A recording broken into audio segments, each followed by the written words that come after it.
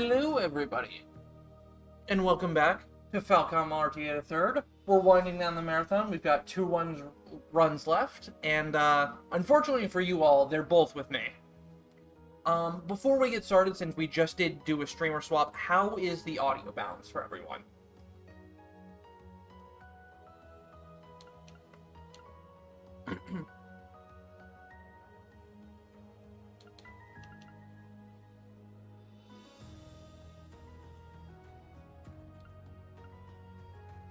Why restart the broadcast? Because we're switching restreamers.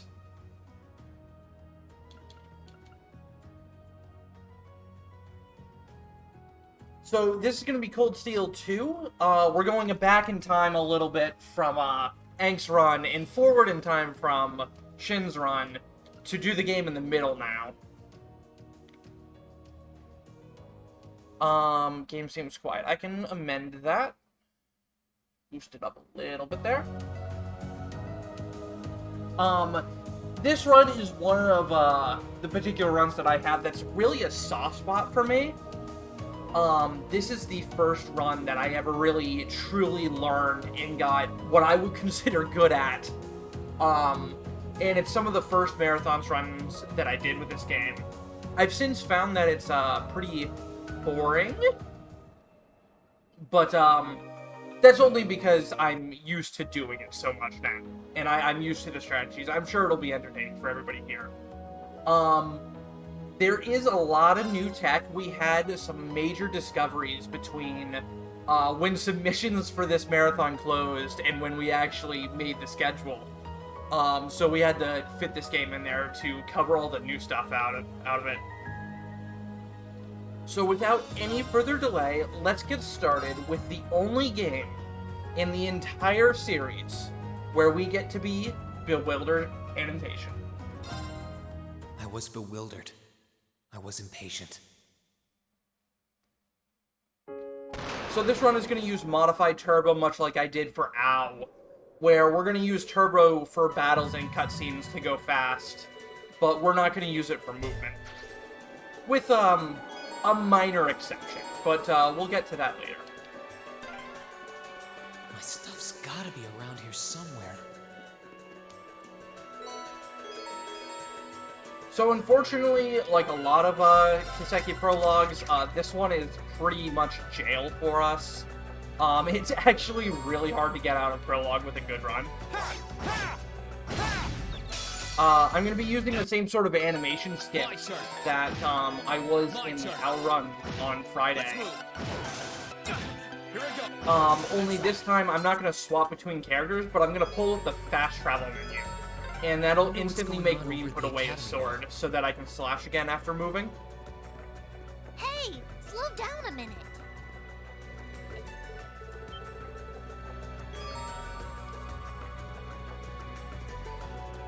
And by doing that, I'm able to get advantages on these fights without otherwise.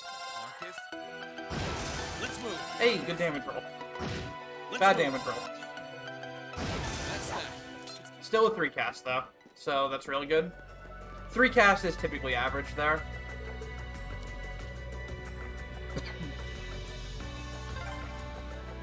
You could really try calming down a little, you know.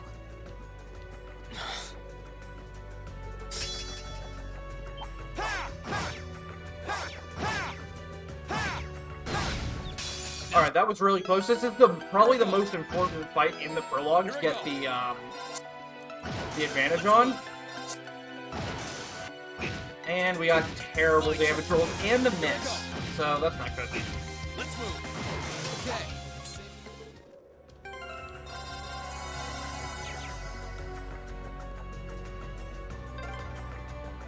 Hey. And yeah, Celine doesn't want us to go fast.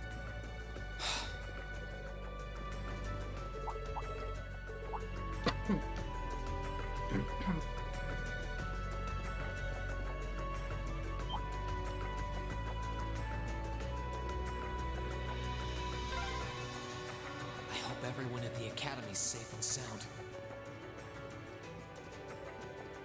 So I'm going to be doing my best throughout the run to cut corners and do optimal movements, but if you ever see me just, like, lose all of my momentum, that's because the collision in this game is really, really difficult to deal with. For this fight, we're basically just going to attack an X-Break as we get our bar, and we're going to just heal as needed. It's pretty much just spam attack. If we get that Zero Arc turn, then we'll probably use it, because Firebolt does have a chance to burn, and burn can save you a turn here. Here I go. Ooh, I like that crit, sir. Can I have that? Thank you. I'm sorry. Rude! Here I go. Oh my god, rude.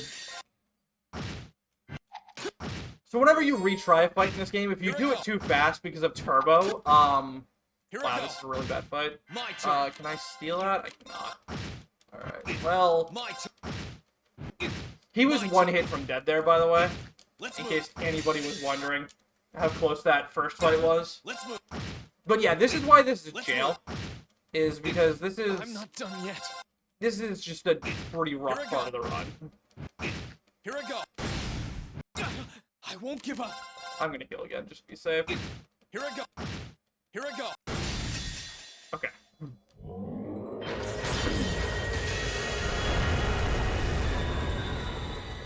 What a jerk.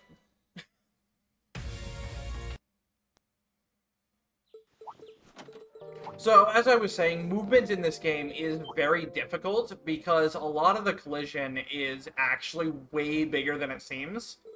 I have a whole bit where I used to make fun of that, but due to the new route changes, we're not going to be able to see that anymore.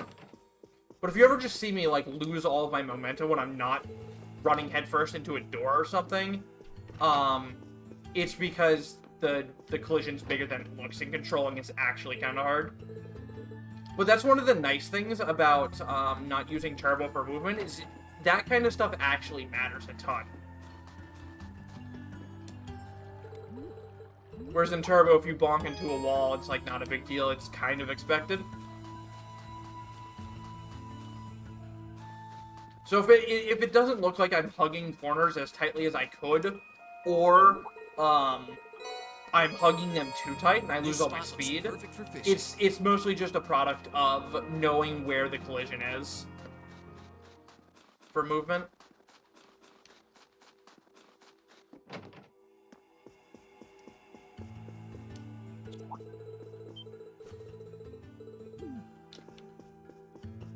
So I'm a little worried for Orheim 2, because Orheim 1 is supposed to be the easy one. And we died to him. And the second fight is way harder, and... well, hopefully we just get good turn order.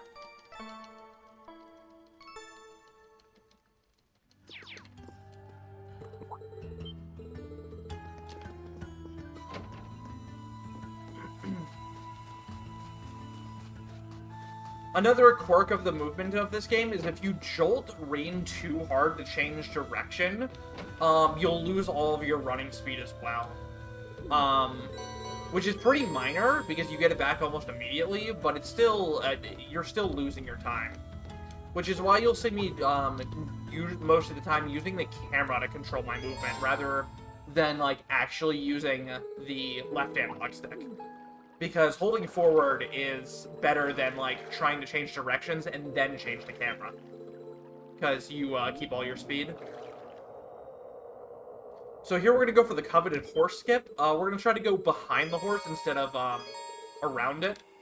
And it's a really tight gap. And we got it. That's actually way harder not to bonk there than it looks.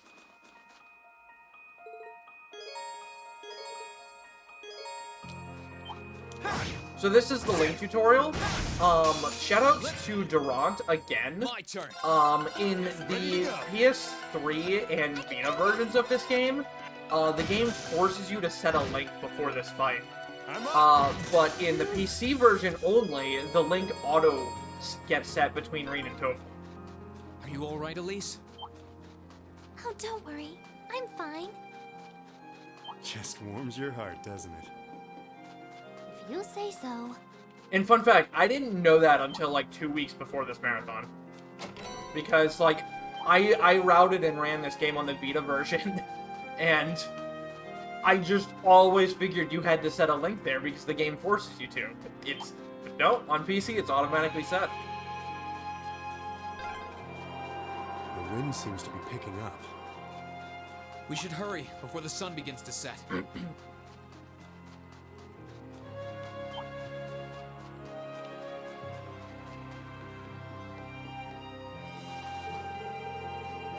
So out of the 3 engines, between the PSP games, the Cold Steel 1 and 2 games, and 3 and 4, Cold Steel 1 and 2 definitely have the hardest movement.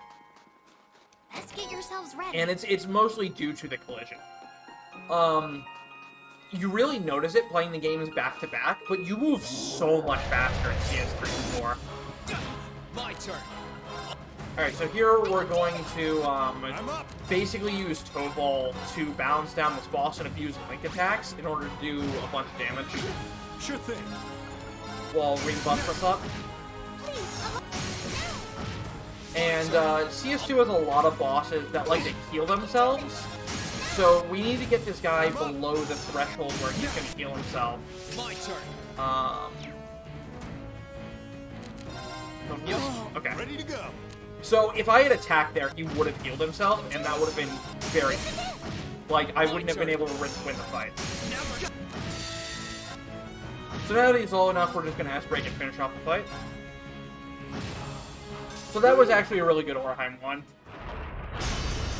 The mech fights in this game are definitely the hardest ones in the series.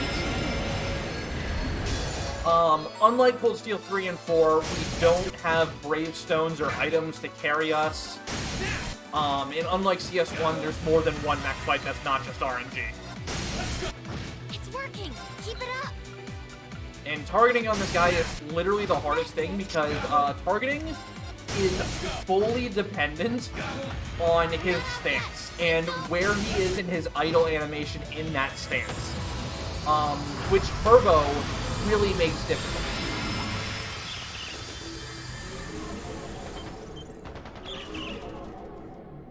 So like if he is at like the apex of his breathing in his idle stance, your targeting by pressing left or right will be different than when he's at like the low point of his breathing in his stance. It's really dumb, which is why you saw me like flounder between the controls there. Is the game was just not allowing me to select other parts because of where he was in his idle animation. Fortunately, that's not too big of a thing on other mech fights. It's really only on that Orheim fight, but it is a thing, and it's really annoying to keep in mind. I can hear more. So here we're going to grab a chest with a Zerum powder in it. We're going to use this Zerum powder later in the Nord section of this run. Stay calm. Because Nord has no way to heal your CP, so having ways to heal your CP in a run that's basically all about S-crafting the enemies is really important.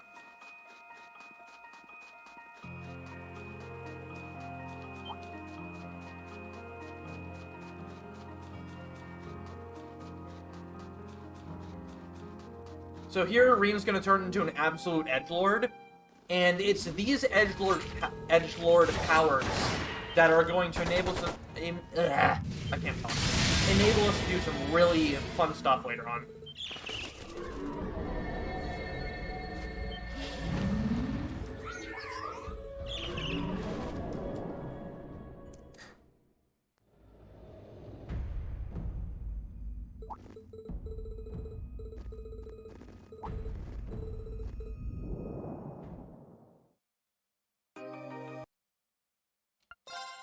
Altina is the best daughter, actually.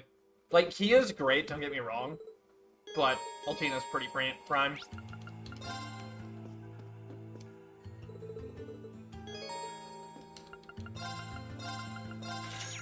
So here we're gonna buy some smoke grenades. I can actually menu. And we're also gonna buy Megalith. Megalith is extremely important to this run because Reen is the only character in this run who doesn't get auto-leveled. And at the same time, since he's not getting auto-leveled, and he's the protagonist, Valmar's stats scale directly off of Reen's. So we basically go into every single mech fight severely underleveled because of how underleveled Reen is. Megalith is a Master Quartz that grants bonus experience. And throughout the course of the run, it's going to give us about 23 extra levels that we wouldn't get without it.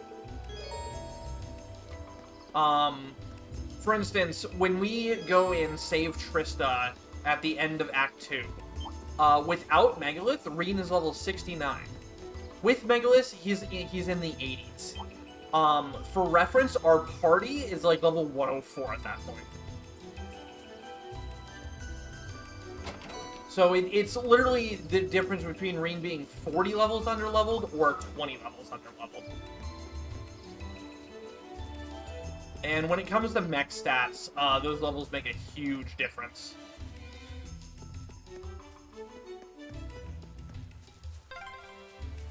Oh, is that a stream? Make it sound like being in that This sort way of fun. should I mean, lead to Ash the seems to have a pretty good time of it. We aren't planning to take that monster on, are we?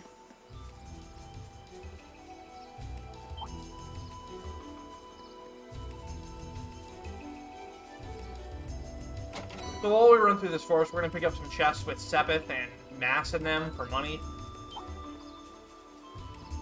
And up here, we're going to synth a Fortuna Quartz and 2 Heat Waves, so that we have some fire damage for this next boss, since he's weak to fire.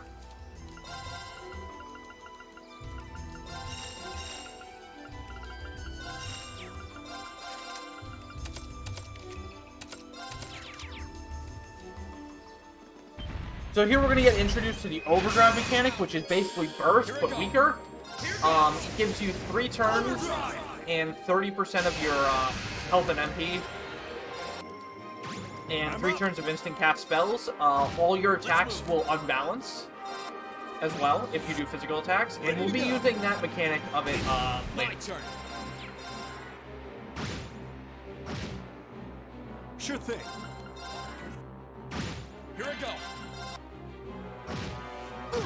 Ready to go. Let's Do move. 1 more Heat Wave here. I'm up.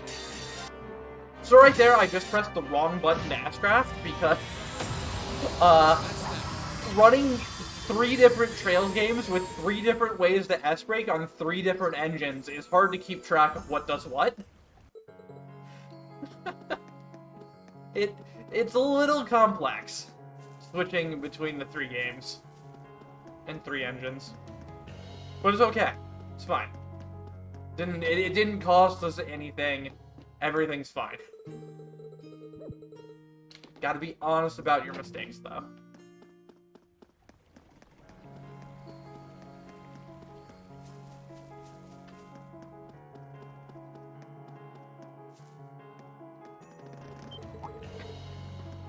Do I play anything besides Trails? I play a lot of Atlas games as well. I've also been playing through the Yakuza series recently, but I'm mainly a Trails and SMT speedrunner. Though, most of the time I just play games casually. But when I do speedrun, it's SMT or it's Trails. First time on this highway, actually. Oh yeah? This area wasn't part of your field study then, I'm guessing. And I also play Atelier games.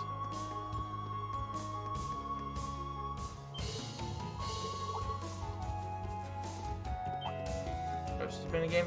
I've gone through Yakuza 0 through 4 at this point. 3 and 4 were definitely some lowlights, but 0, 1, and 2 were really good.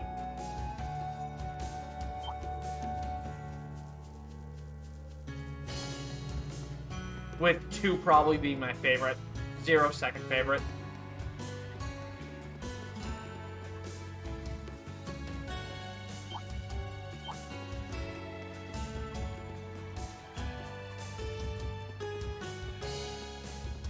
So here we're going to talk to a bunch of people in town to do some investigation work because, unlike the SSS, we actually try to figure out what's going on instead of just getting over barriers over and over. This is the Grand Market, huh?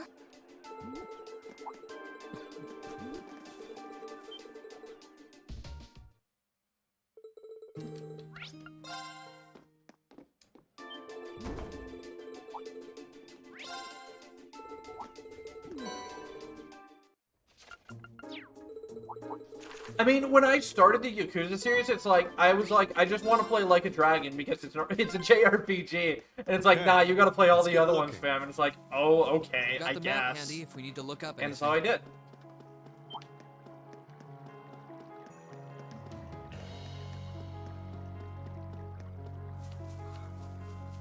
But yeah, 3 and 4 have been a struggle. Just Oh, it's I could probably fish here. probably because they weren't Kiwamias. And some of the mechanics in those This games spot are looks just perfect very for fishing. unfun to deal with, in my opinion. A lot of the bosses in 3 and 4 are just... You can do one thing to them, and you have to just, like, punch them down light attack, like 2 light attacks at a time. Because if you try to do anything else, they'll hard counter you.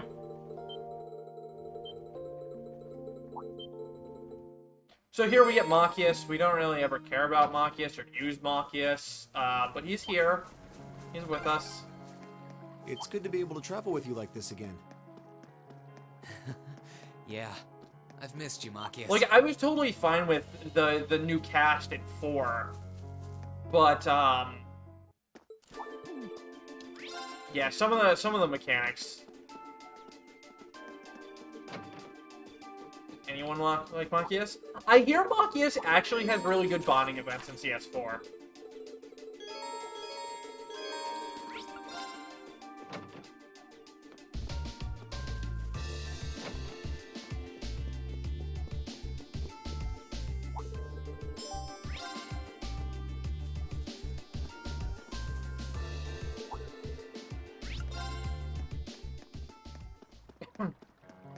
Machias is one of the characters I've ever written. He sure is.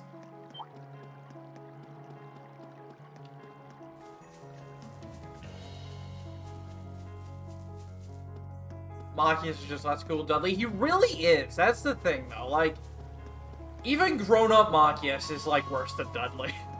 And he's not even... Dudley's not even in the game.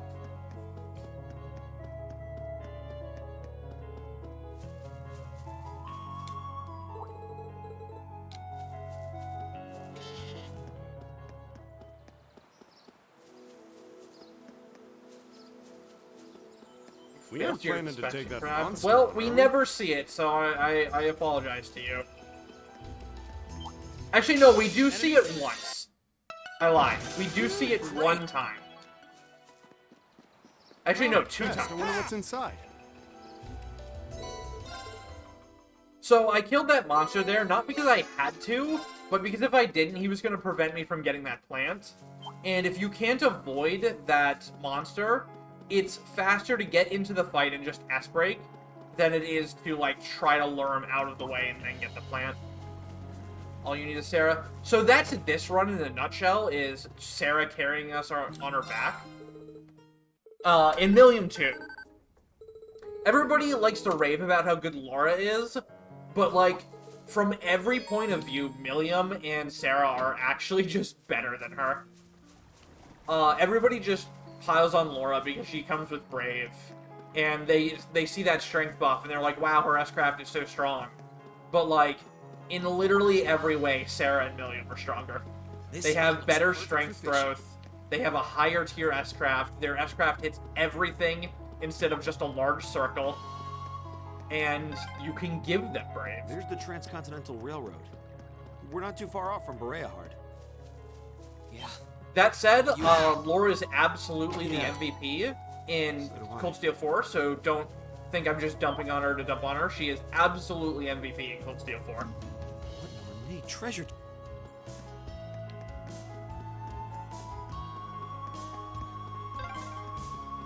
This way leads to the bridge, right? Yeah, it's not that far now. I'll let you know when we need to turn.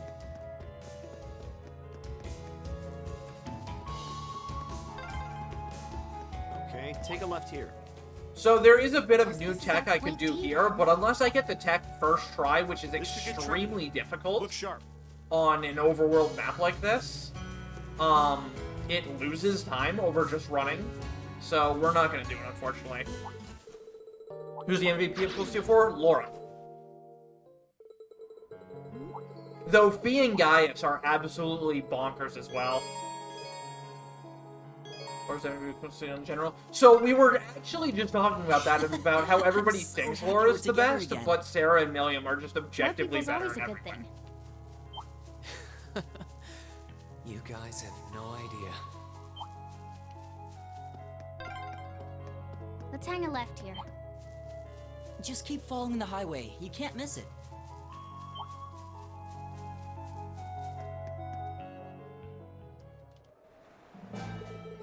So here is the cutscene where we find out that Fee is a cat. There is absolutely no way to deny that she is a cat. I will not entertain the idea of anything different. And if I had the money in this run, which we unfortunately do not, I would buy the cat ear accessories for her.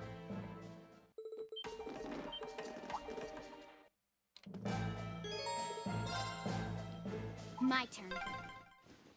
It's so dark in here. Too bad. If you were a cat, you'd have good night vision like me. But I'm totally fine, and I'm not a cat. Fee is a cat. You think that No, guy it's even obvious came in here? Cold Steel 1, but, It's me. He's not someone who here's where saved she the actually day for admits it. sure. Understatement of the century.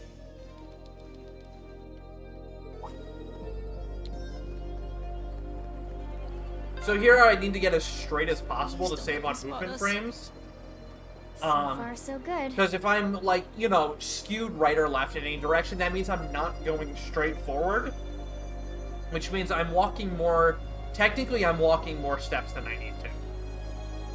It's a very minor thing, but, you know, running straight is kind of hard. And not just because we're not trying.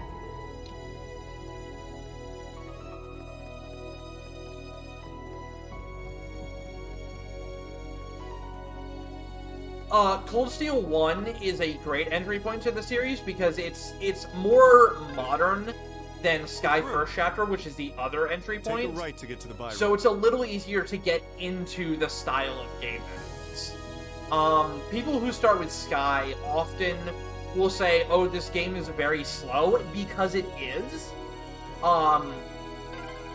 So it's hard to Okay, keep them go through engaged. that Cold gate. Steel 1 doesn't have that much of a problem. Someone certainly knows.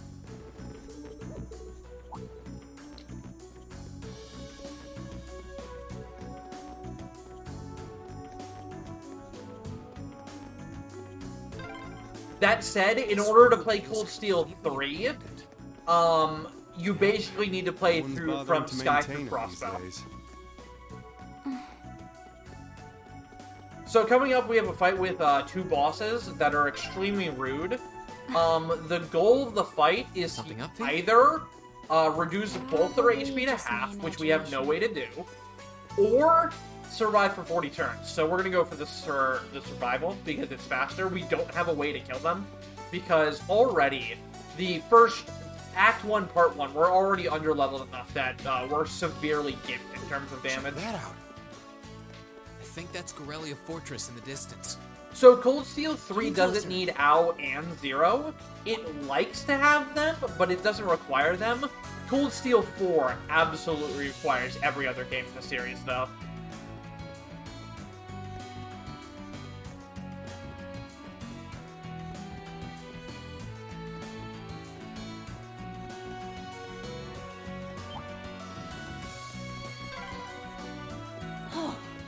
Oh, we're finally here. So what we're gonna do here is we're basically gonna put ourselves into a corner away from the javelins that get thrown, and then buff up and just kind of pity party with ourselves with arts to stall out turns, because using arts stalls out turns faster than waiting.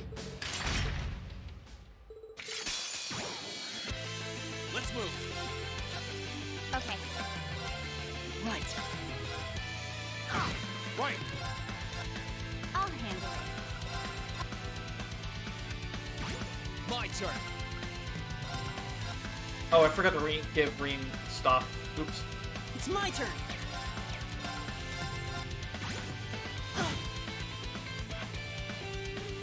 It's my turn. Right. Okay. Here I go. Here I go.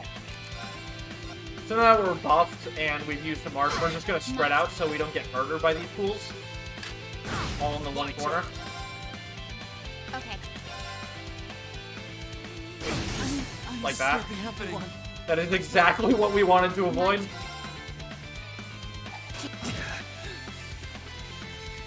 Alright.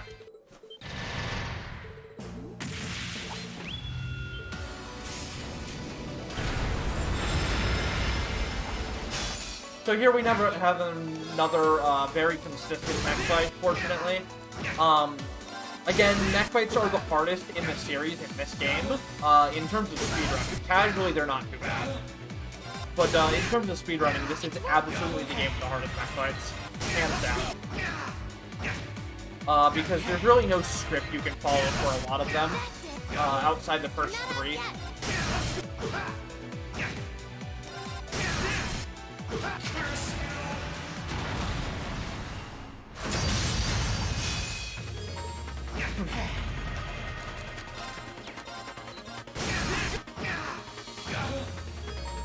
It's my turn. Can you handle this? So we're gonna use speed here for the speed buff, because more turns is more damage.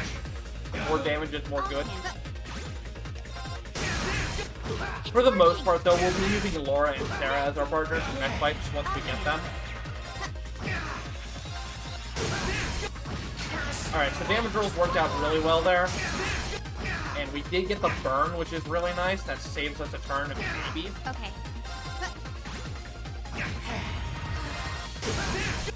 It's working. That's it.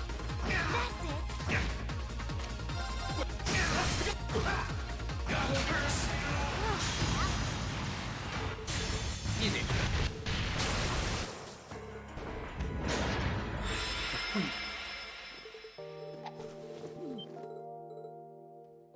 So here, coming up soon, we're going to be going to Nord, and that's going to be our first instance of the new tech. Reen is going to channel his inner edgelord powers, much like Ash, and with the power of Turbo, he is going to clip out of bounds for us. This trick you can literally do anywhere in the game, but it's way harder to do it on the overworld map than it is in a dungeon, because of how the funky collision usually works against rocks. But this is a very short out of bounds, unlike some of the other ones, so if you blink, you might miss it.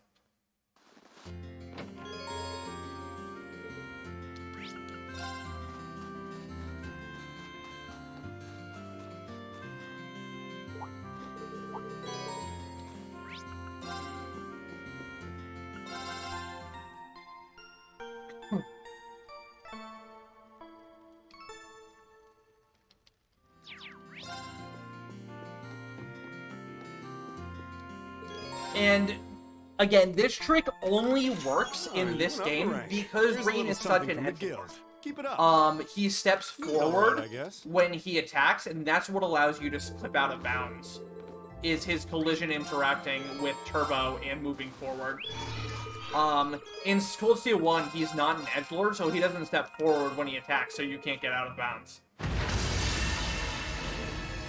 So again, we're literally using the powers of an edgelord to get out of bounds here.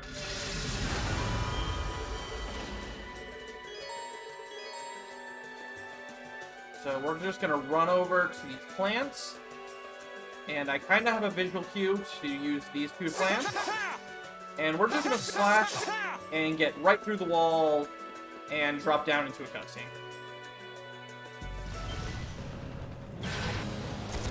And that saves about a minute and a half of movement of running down that mountain and all the way around it.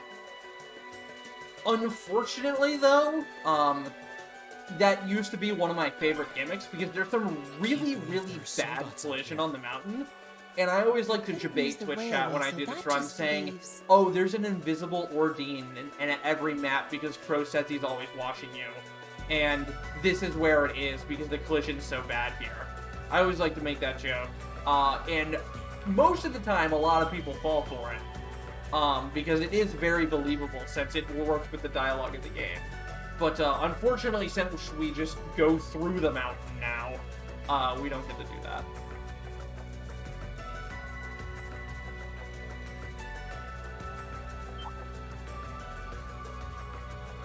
So Out of Bounds in this game is also notably turbo dependent and FPS dependent.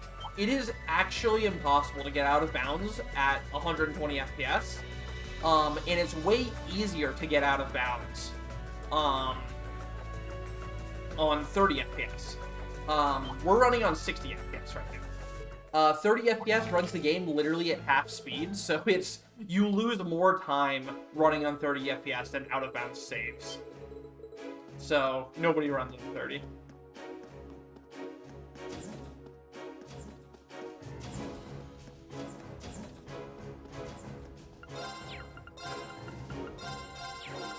Earth, water, fences, green web, bee web.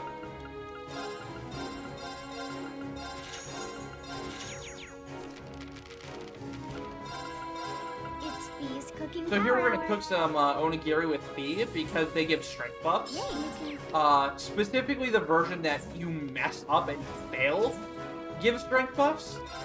And then we're also gonna buy 2 curry that give a stronger strength buff for some later fights. Nord is the hardest section of this run, because you have no way to refill CP, and the fights at the end are very difficult. Fortunately for us, Claire is really strong and she kind of carries, but Wow. This feels amazing. She's not enough, you know? It feels like we're one with the wind. I'm glad I still remember how to ride a horse. Claire was the best of them. Claire has a really good story to her. Unlike, I mean, Lecter does too, but he's not quite as fleshed out. And then Rufus is just, I wanted Rufus to be playing like the triple agent game in CS4, but he didn't. I wanted him to backstab Osborn right at the end, but that didn't happen. And it made me really sad.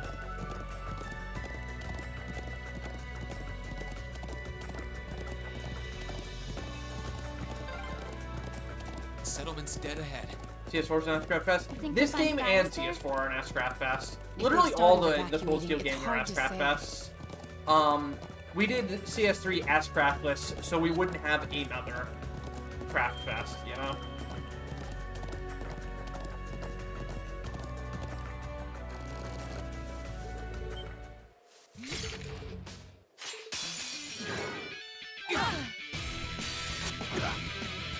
Alright, so I can actually steal this trick here and beat this fight early.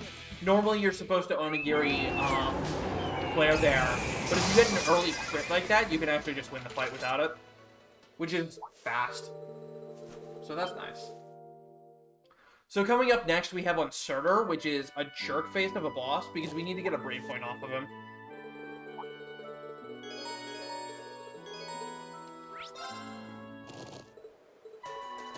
Yeah!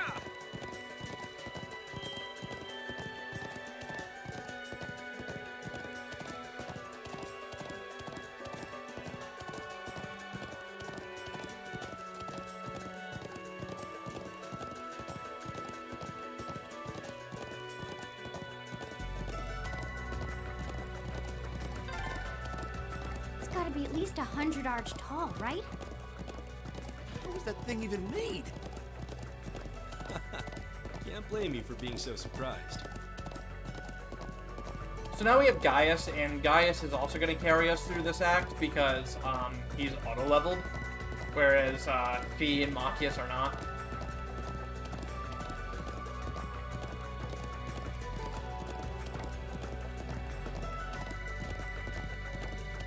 I'm just really hoping Uncerta goes well because, again, I need to get an unbalance on him, which is pretty difficult to do because we can't use crafts, because we need our CP for S crafting.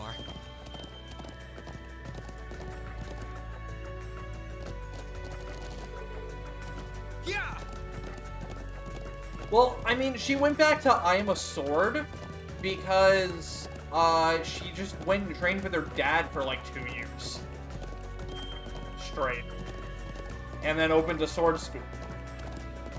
So, like, of course she went back to sword. The end of CS2 made her realize, like, hey, I need to actually be a sword instead of something else.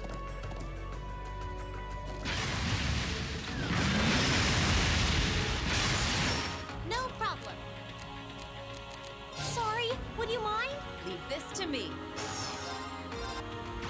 I'll handle it. Now. Alright, really good RNG. Let's go! Let's move. Million, please. My turn. Yes, sir. Here I go. Hopefully that's enough, question mark?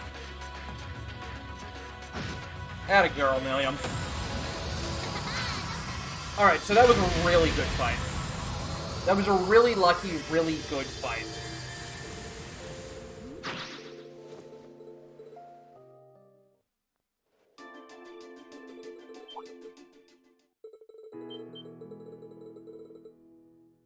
North Highlands is unnecessarily big. I mean, it's pretty big, yeah.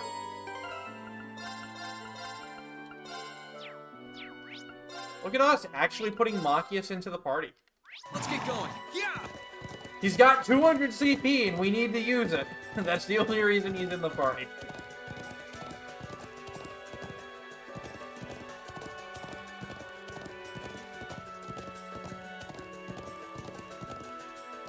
Yeah. Off of this, Elisa. Dude, Elisa carries this run later on.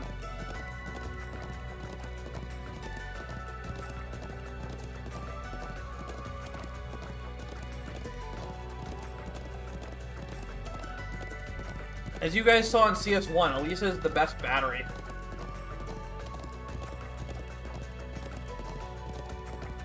Like, she's such a good battery, they nerfed the heck out of her in CS3 and 4 by just taking away her best craft. It's kind of funny.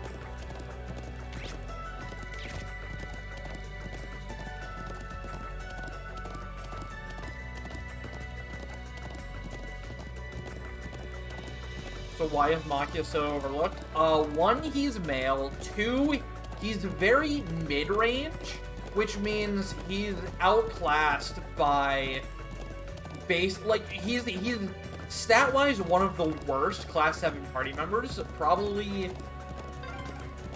I'd say around Elliot here, honestly. Because, like, his strength isn't great. He's worse at being an all-rounder than Eustace is. He's just straight up weaker than Reen, Fee, most of the cast.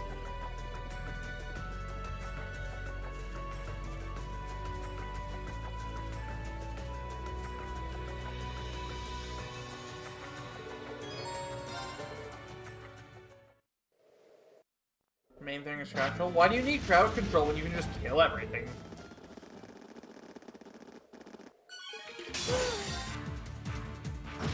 So we're gonna go through here. There's 3 fights with some Jaegers and Guardsmen. The third fight is extremely scary, but the first 2 are easy. The third fight in here can actually soft lock you in the speedrun if you get a bad team order, so we'll be saving before it. You can get into a situation where you literally cannot win. Let's move. Okay. This is delicious. It's my turn. It's my turn. I did it.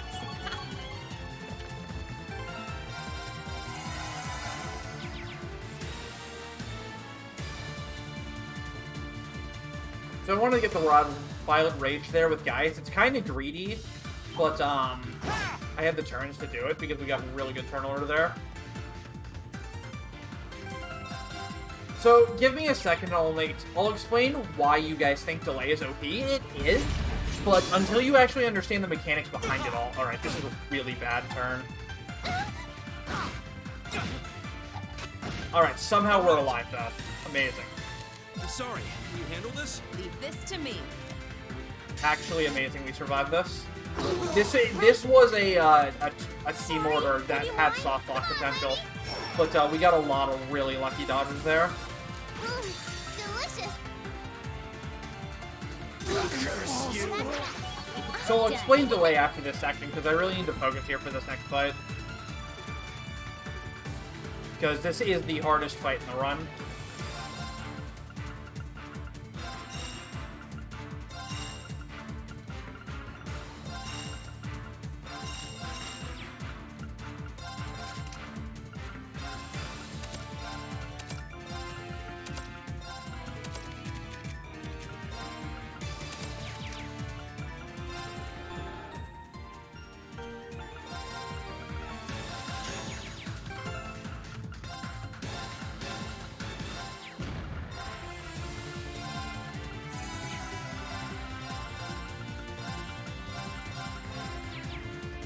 Okay.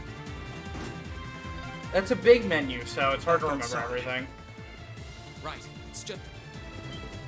Alright, so this fight, we're going to try to do a really cool strat with Overdrive and Burst to clear all the ads once they get summoned.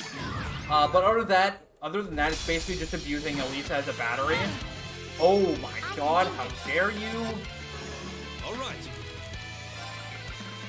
I can't even hear that, can I? Shoot. Overdrive. My turn. Here goes. Overdrive. Now. All right. My turn. Right. No problem. Thanks. Forming big. Understood. My turn.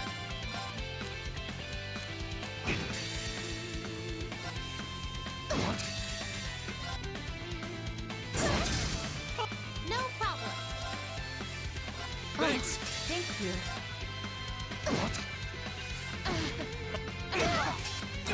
Onward. Right. Thanks. Leave it to me.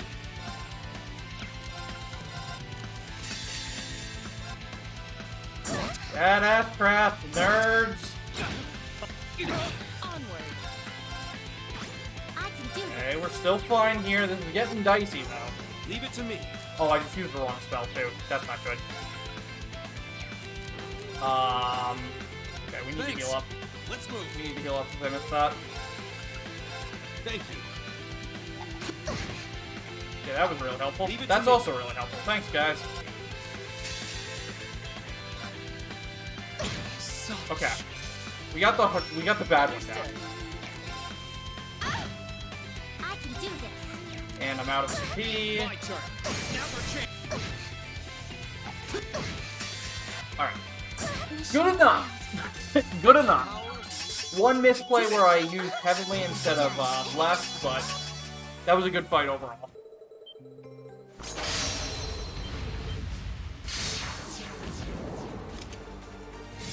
So here's the first mech fight that's not actually scripted. We kind of have to just play reactionary based.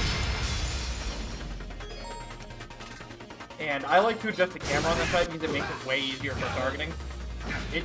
You lose the time to do it, but it's way easier on targeting, which actually saves you time.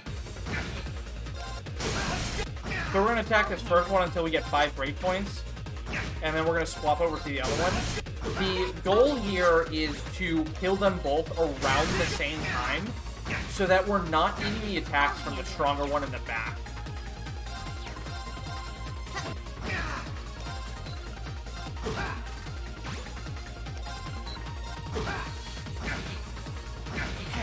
You're not out yet. Keep going. That's it. It's working. Okay. And whenever the gunship above gets a turn, you need the Morning Moon, or else you'll take a bajillion damage. So you can see here, the other mech's now in the fight, but he killed them both at the same time, so now we're not dealing with two attackers at once. We're only dealing with the one. My turn. which severely reduces the amount of damage you take in a fight like this. Gunship's getting a turn, so I need the Morning Moon.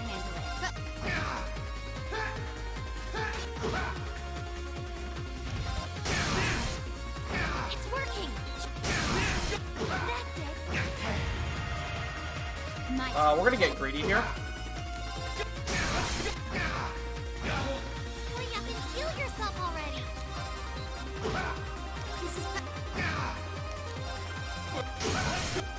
Alright, so doing that fight in one heal is really good. Also, there's a soft lock here, so I really need to be careful.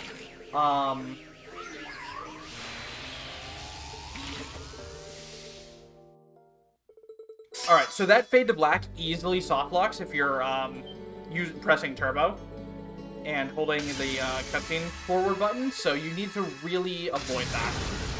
Because having to redo both of those fights is, as you can imagine, very slow. Very slow.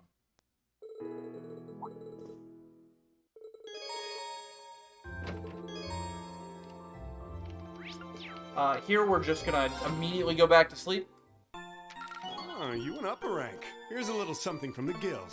Nice work. You did all right, I guess. Total taking pity on us. It's like, okay, you tried. No. Not that it matters, but...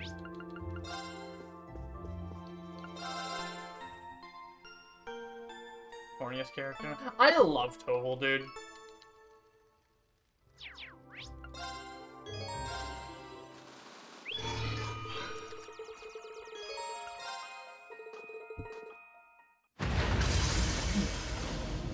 So, we've got one more boss until the game breaks in half because we get Tauros. Like in CS3, Tauros does all craft damage, which is including S-crafts, whereas CS1 Tauros only does your normal attacks and crafts, and not your S-crafts.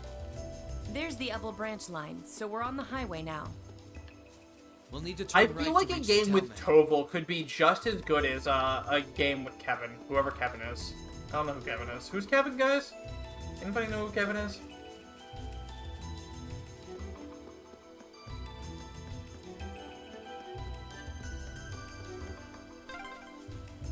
I spy walls. Finally!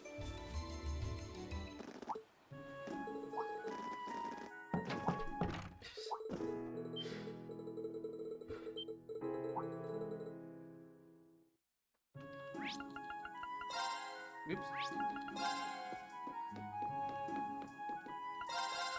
We're making another La Forte here, and an action 1-2. Balance Marine, balance. No, not you. You.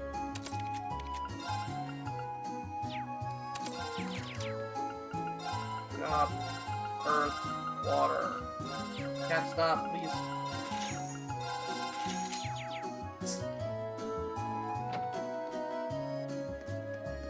Alright, so our boy is also here, so we're gonna make sure we get our boy. Cat, stop. This spot looks...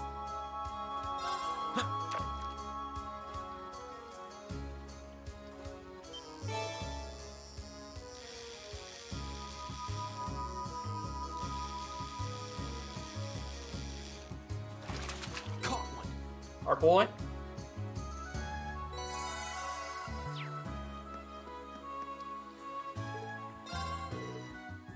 Necessary time loss.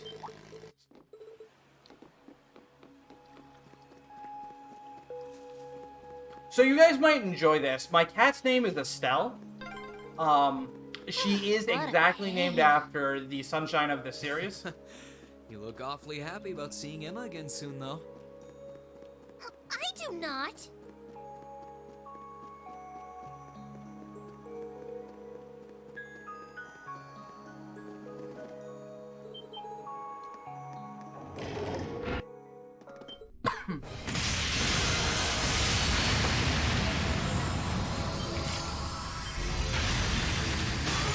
Okay. My turn. My turn. No!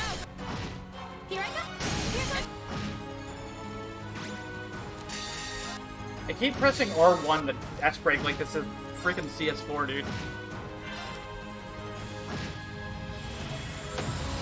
Right, so I was gonna explain delay, because casual players are always like, delay is super strong in CS 1 and 2, and you're not wrong, it is. But the reason why it's so strong is because of how delay is calculated for an enemy. Basically, when you do an attack, the game does a check, a D-roll, for however many sources of delay you have. So if you have 2 impede quartz, and you use an attack that does delay, the game will try to apply delay 3 times. If it succeeds in any one of those 3 checks, all of the delay that you're trying to apply will get fully applied. So if you fail, say you have impede 1, 2, and you use arc slash. Say your roll for impede 1 fails, it fails. Your roll for impede 2 fails, it fails. Your roll for arc break or arc slash successes, all of your other fails become successes. So the delay from impede 1, 2, and the arc slash all get applied. That's why it seems like delay is so strong. It's because if you succeed with applying one source of it, you apply all sources of it.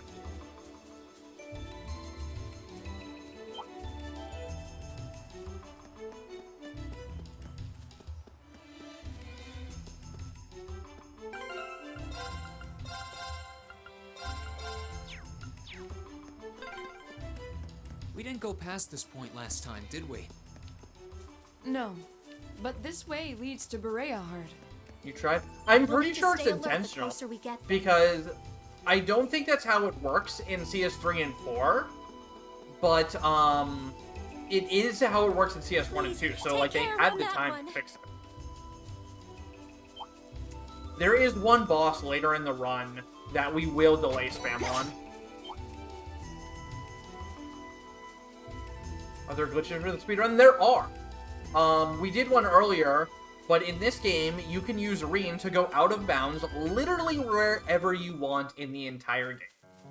If you can slash your sword, you can go out of bounds.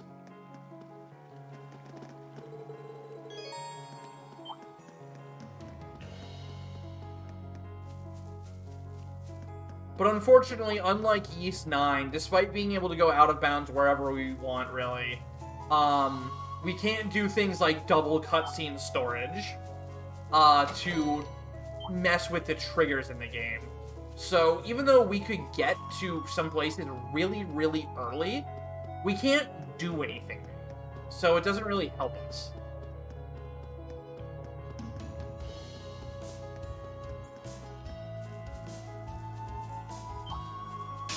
Be careful. Mike. Target's eliminated. You dare? Excuse me? You can see Berea Heart. Again, when you have S-breaks to spare like that, and it's still early on in this game, it's fast. It's just straight up faster to S-break and kill an enemy than it is to try to run away from them. But only when you have S-breaks to spare like we do here. Like, in Nord it wouldn't be faster because we need all of our S-breaks, but here we have some to spare.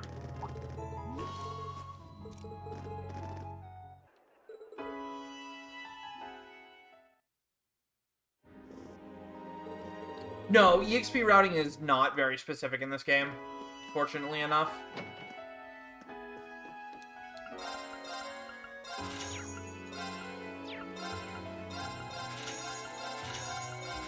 Gonna make our menu a little bit cleaner here.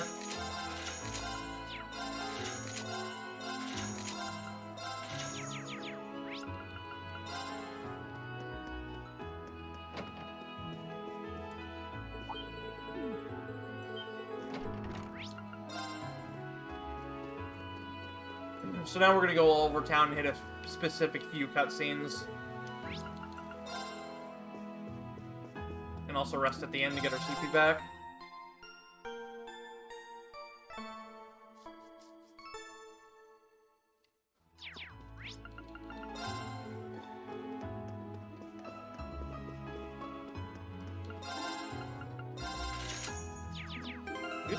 that doesn't go on Rain, it goes on Fee.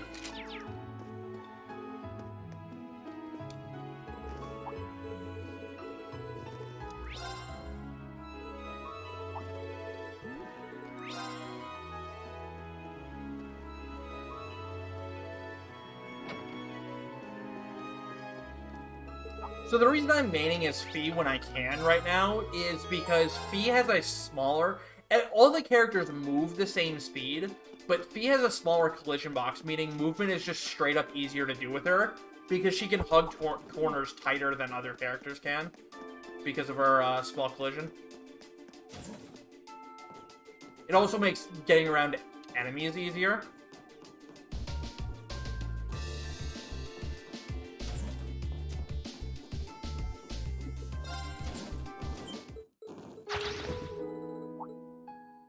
So here we have to test a motorcycle against a horse, and poor Eustace doesn't really know what technology is either. He's kind of like Laura in that regard, so he's not gonna stand a chance.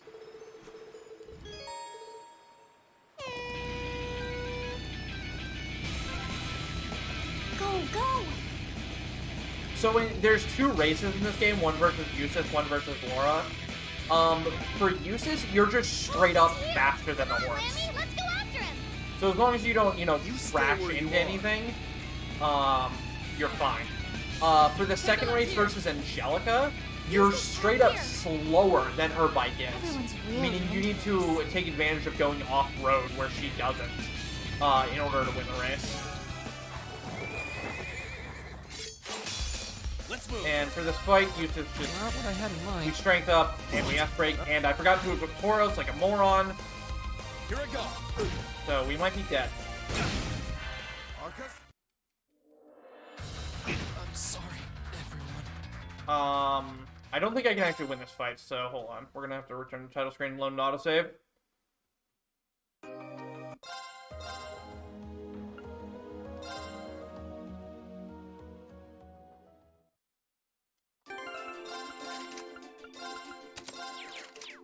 Alright.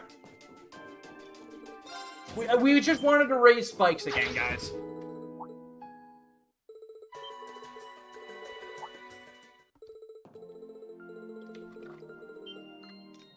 So yeah, forgetting to put on Tauros is kind of a dead run in every single case where you need Tauros, which is every single fight from here on out. Go, go!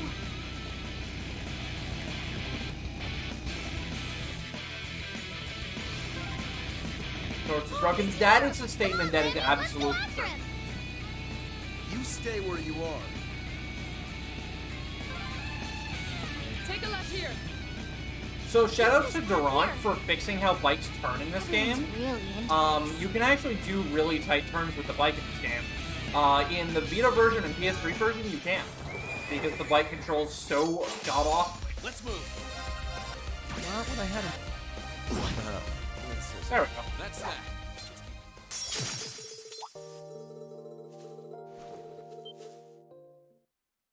So now Doobly and McBurn show up, and our goal here is to die as fast as we can, because, again, we have no way of winning this fight, so we really just hope McBurn cast Arts. Instead, I just lost a bunch of seconds, and he just double missed, because what a jerk. Alright, cool, he's casting. Let's move. Make sure everybody's in the circle, and we lost more 7! No, dude! We just lost so much 7! Oh, that's so bad. I have no idea how much 7 I just lost, but it was a ton. So this Mech Fight's also really hard. There is a quick strategy on it, but I don't think I'm going to go for it in a marathon setting because it's very, very risky.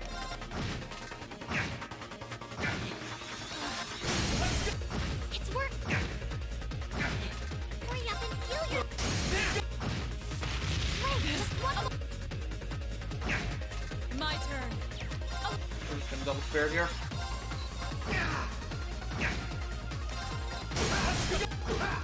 Leave this to me.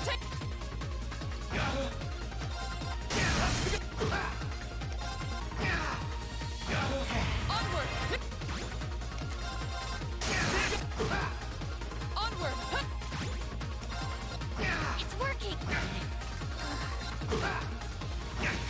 My turn. That's it. Just Beef a is little. Got him. Done. Alright, so that was actually a really good fight with the mech.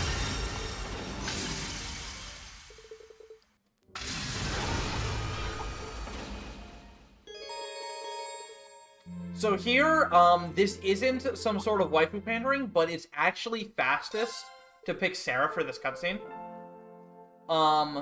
Because the way the game determines your mech partners at the start of a mech fight is based on who you have the highest bond ranking with. So by doing Sarah's bathing event there, we get her bond rank to the higher, so she's the highest, so she's the default for some of the mech fights coming up. Oh, you went up a Which rank. Here's a means little she something from the doesn't guild. get Nice work. delayed when you swap all right, I characters. guess.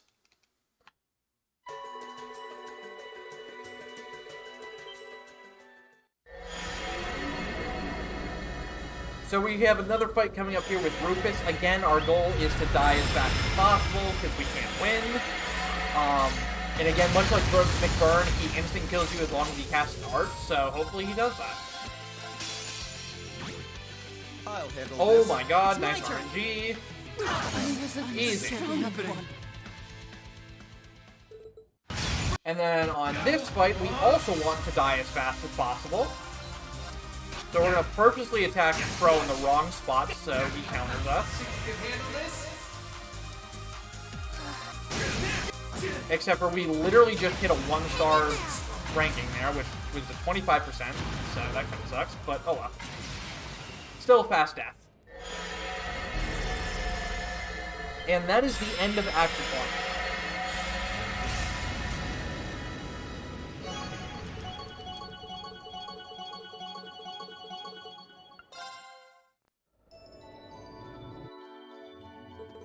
See, you guys are laughing about remakes, but what do you think the Kai versions are? And what do you think the Evo versions were?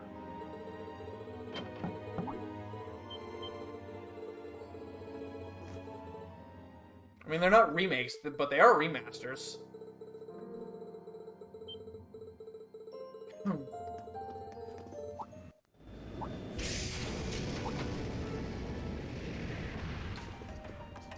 So, as is par for the course in Cold Steel, we need to have a giant plot dump aboard an airship somewhere or at a party. This is the one for CS2. We just have to go to a bunch of doors and talk to people inside.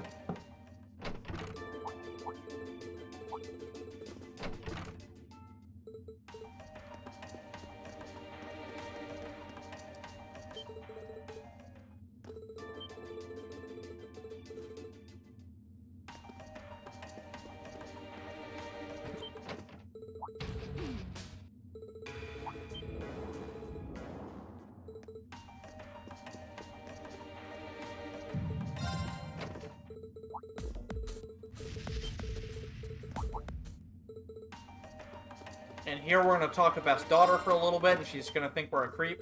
This will come up later in CS4, which is really funny. It's kind of my... Honestly, it's some of the best active dialogue lines in CS4 is the part where they're all bashing on Reen for sneaking into Altina's room here. And Reen's such a jerk, by the way. He knocks on everyone's door except for Duvali's. Duvali's, he just barges into the room because he doesn't care. And because it's Duvali.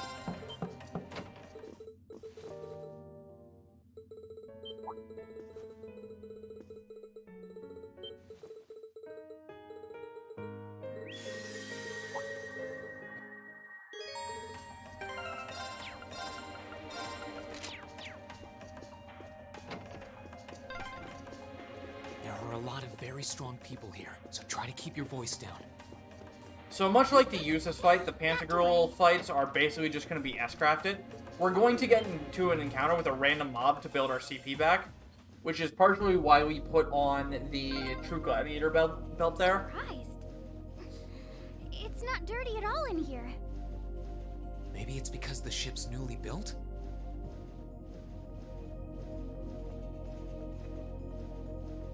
So unlike CS3 and CS4, you can't sprint through vents.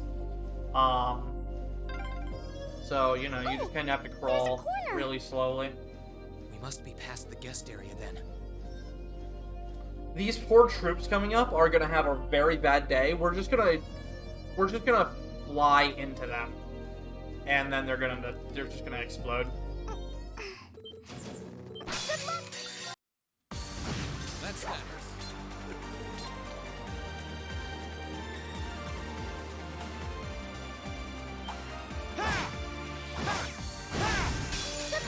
My turn. It's my turn. My never. Gladly. My turn. Right. Have a nice day. Alright, so that was a good CP farm.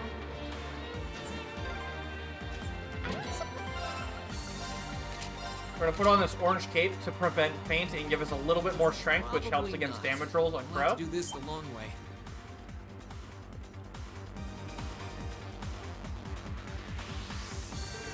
Bring it up. We'll cut our. I'm shocked how skilled you are with arts. You are? You're so sweet. You have a problem with Elfin's English voice duel? I think her voice is fine. Oh, look! A staircase! Hopefully this will lead to the deck. Alright, so much like the last fight, what we're gonna do on this fight... Death break. Hey, my Sepith, it came back. Actually, it did. Also, if you notice there for a second, Reen kind of gets stuck on the vent with Turbo. Ow.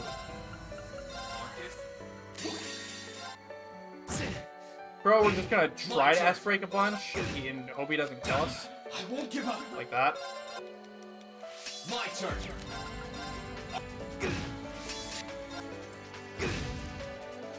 Gotta burn damage, fool! Alright. Easy game. Not even close. Alright, so I'm gonna use the bathroom here once I get past the chapter break menu, because there's only a few breaks in Season 2, and this is one of them, where there's like 30 to 40 seconds of cutscenes with Turbo. Alright, here.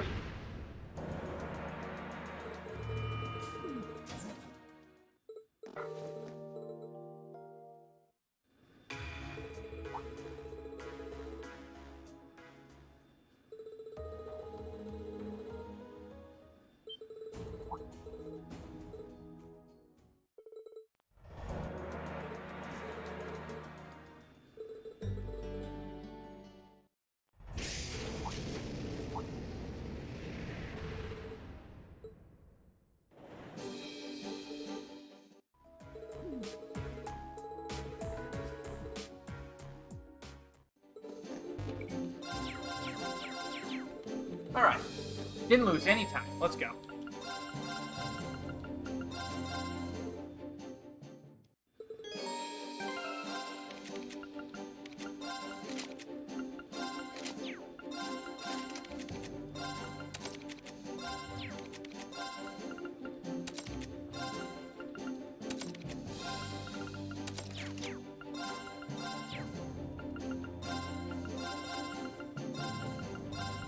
So we're going to use a formation for basically the rest of the run called the Fee Triangle. Fee's always going to be out in front because she has amazing dodge. Everybody knows how good Fee is as a dodge tank. And she's going to draw enemy aggro and keep us safe. While Reen's going to be in the middle to be the La Forte target to hit everybody. And we're just basically going to La Forte up on fights and then S-break and kill things.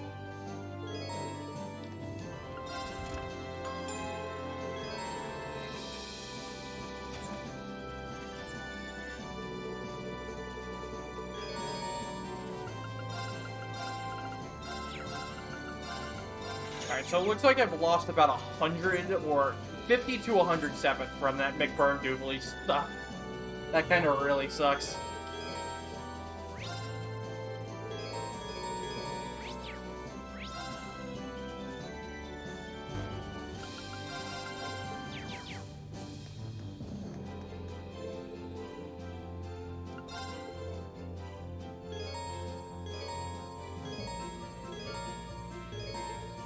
want to go? Full speed ahead! Here we're gonna buy a newspaper and the million weapons. If you're playing on Turbo, you also buy smoke grenades there, but that's because you smash your face into too many encounters. With no field turbo, you don't smash your face into encounters, so you don't need smoke grenades as much.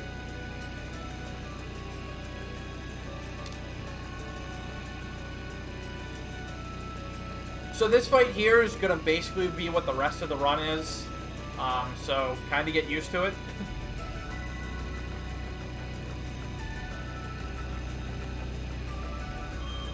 But to compensate for the run getting really dumb fight-wise, starting in the next dungeon, we're going to be doing it basically out of bounds in every single dungeon until the end.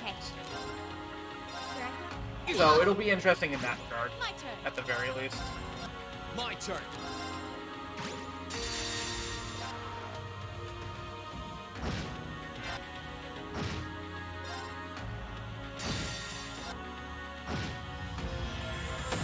Easy game. Done.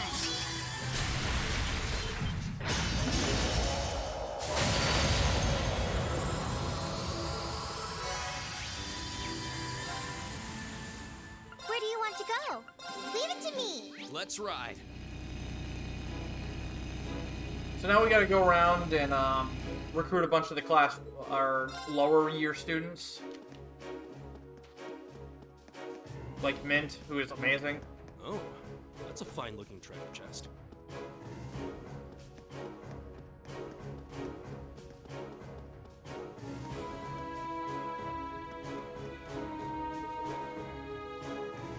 So we find some iron fillings, a juice lid, and find a gambling chip.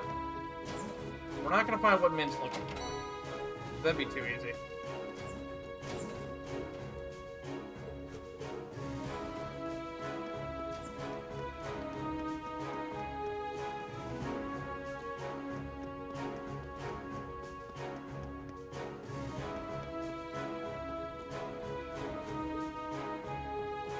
Yeah, it does not let you do that.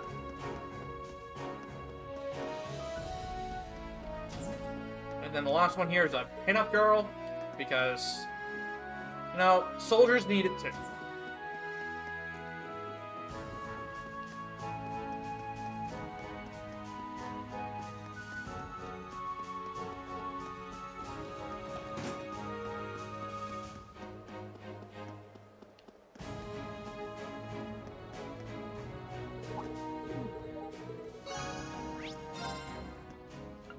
To go. Full speed ahead.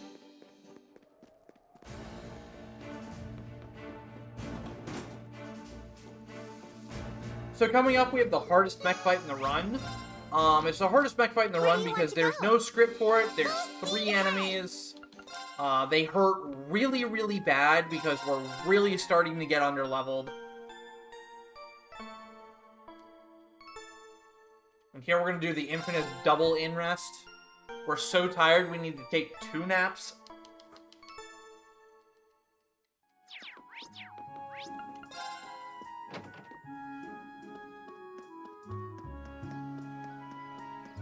But yeah, the mech fight coming up is, there's 3 enemies. They do obscene amounts of damage. They get strength buffs. It's just a really bad time. They don't have guaranteed unbalances.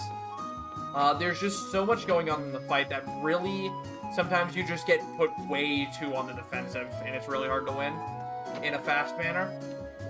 But we'll do our best.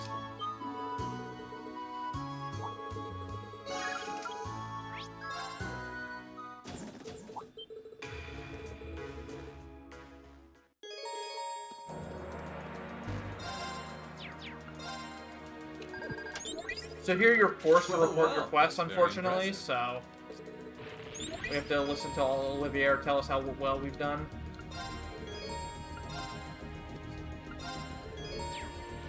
Oh my god. Thank you.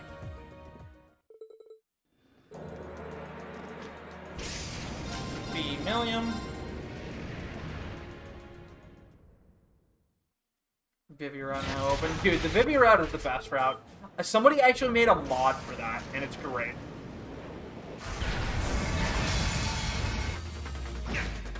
So we're gonna target the one with the, like, wheel axes first, the Draken. Okay. I'm counting. Understood. He's easier to unbalance and also does more damage. Again, since there's 3 enemies, we want to try to kill everything at the same time, so that we avoid a situation where we're always dealing with 2 hitters. Because they hurt a lot. Onward. But you can tell we're already very much on the defensive here. Onward.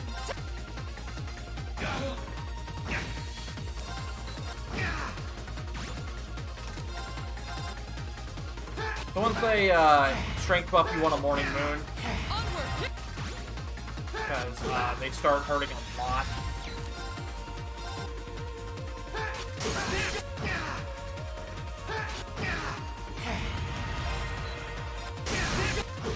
Onward. Just a little more. We're gonna get greedy here because I can do this. You're not out yet. Keep going. It's Take working. large chunk of his. Oh, I'm dead. Oh wait, no, I'm not. Woo!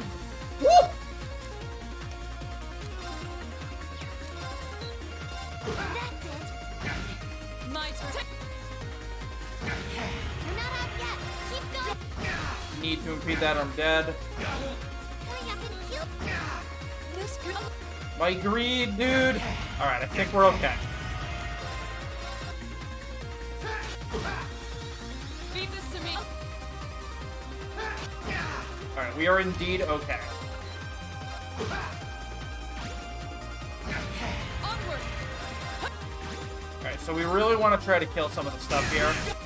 Because now that they're, now that they just got the strength buff, that one in the back took a huge amount of delay, and that delay carried over into this front fight. So I'm gonna get a bunch of turns here before she gets any turns. My turn. And that's gonna help me get a leg up on this fight.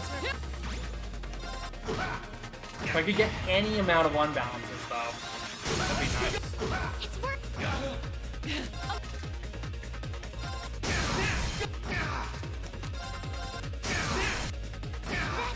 Leave this to. Leave this to. You're not. Alright, all things considered, that was pretty okay. And now we get to do a lot of out-of-bounds fun. So the first thing we're going to do in this dungeon is go straight through a wall, because that's what we do in dungeons now, is we just go through walls. Like that. So out-of-bounds is also a lot harder than it looks. It's very distant dependent, so the 2 out-of-bounds I've done so far, I've been very lucky that they were very fast.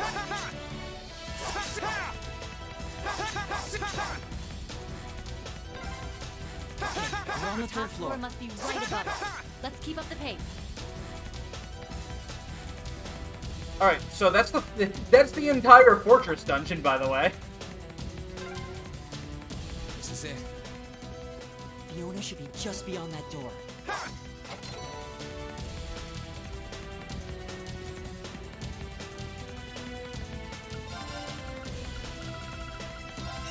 Attack 1, attack 2, lock forte, action 2, impede 1, 2.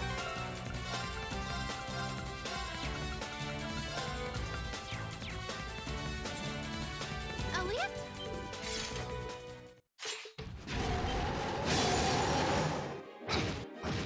Ow. Go. Leave it to me. I'll handle it.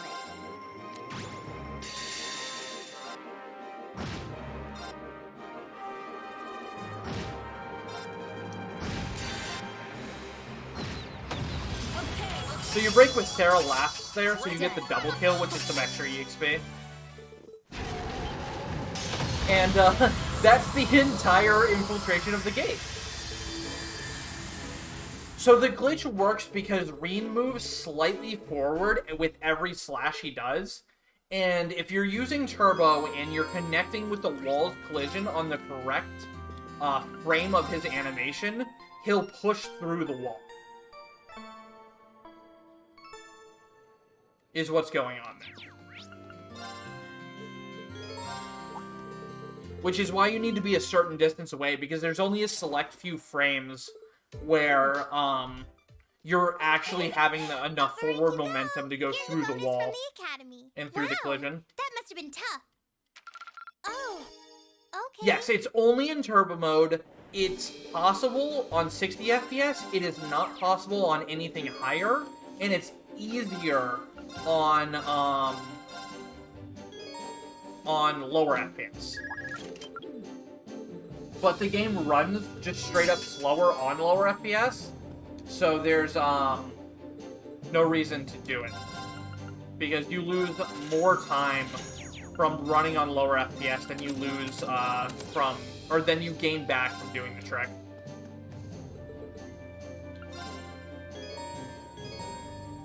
So disappointing. Yeah, this run is all about disappointing Toa, and that's the worst part of it. Ride. She really is gunning for us, and we just continually let her down.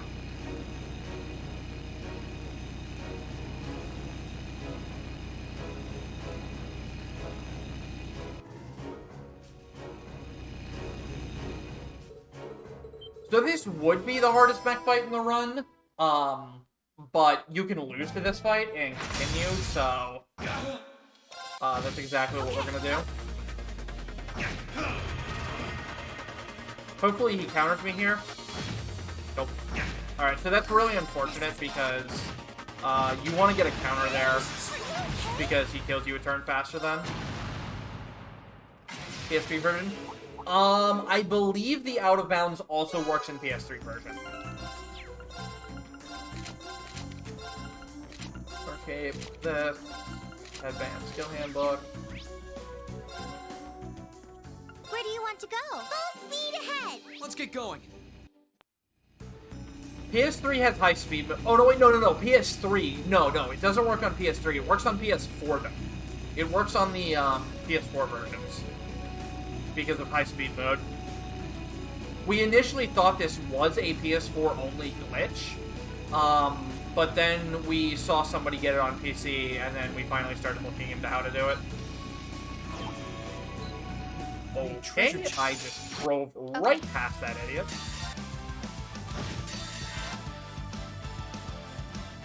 So again, breaking with Sarah here last because you don't want to eat the animation time from those things dying because it takes forever. And then you also get the multi-kill.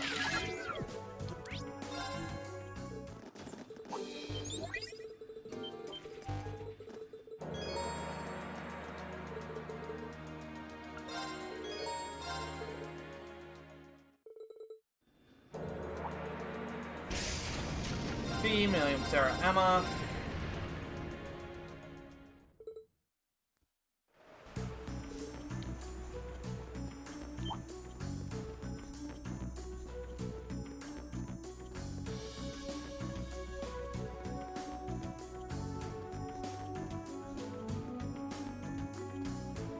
That's a real beast of a monster. And yeah, you basically need to use Sarah as your partner on the Neidhart fight, or else you will die, even if you're, like, properly leveled.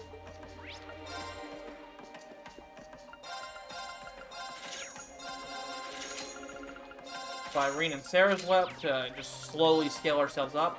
Basically, we always want to be buying either Fee or Millium's Wep or Reen and Sarah's to stay with the power curve of the area.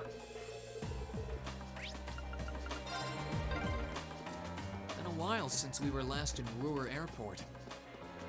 Yep. So, just like Greyheart, we're going to go around the city and tag all the story plot points as well as the hotel.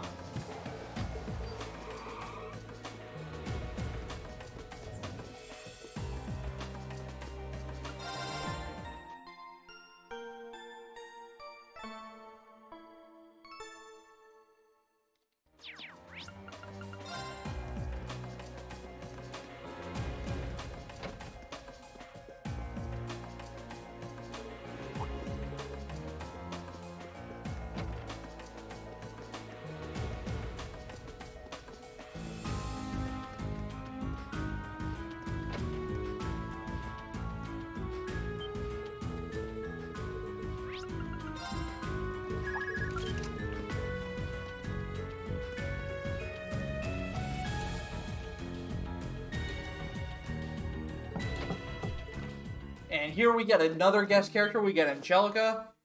She's not very good because she can't have Tauros, but she's good enough.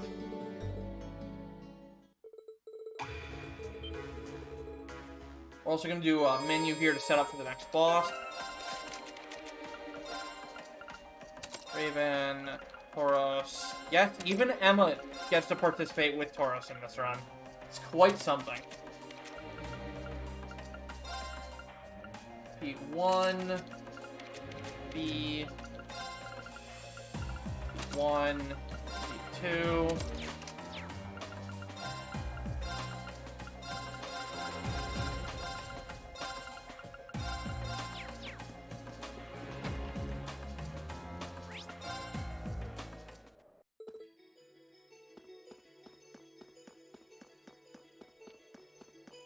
So now we gotta head up to the mine and infiltrate it. Once we get there, there's gonna be another gauntlet of Jaegers.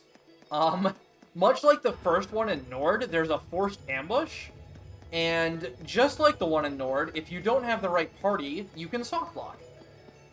So, hopefully that does not happen. This was a real hike last time. I will be dropping down a save because after the run, there is something I want to show off in this exact area. There's actually two things that I want to show off that I think are pretty neat with Out of Bounds. So I'll be dropping down a save so I can show those off. That's a real beast of a monster.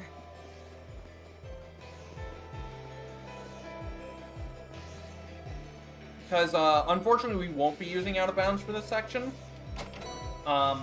I've done the timings, and with perfect execution, Out of Bounds is about 1 or 2 seconds faster per floor in Reinford HQ. But that's with perfect execution, and Out of Bounds is not perfect execution. Like, it's very difficult to get that type of gameplay. Because it is just kind of RNG. There's no way to set up, like, you can say Ocarina of Time to do an Out of Bounds trick.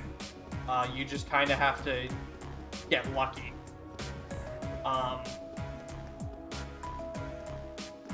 So, most often, you'll either break even or lose time. So here we're going to Dark Matter, and then we're going to buff up Angelica's Strength. We're Dark Mattering because the two enemies are too far away right now, so we need to get them closer to each other to kill with our S-Break.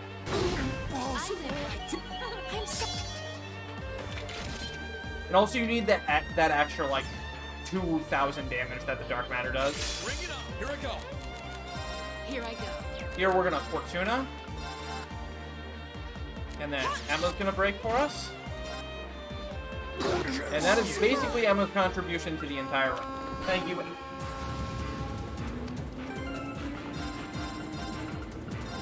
Put in her real damage dealers.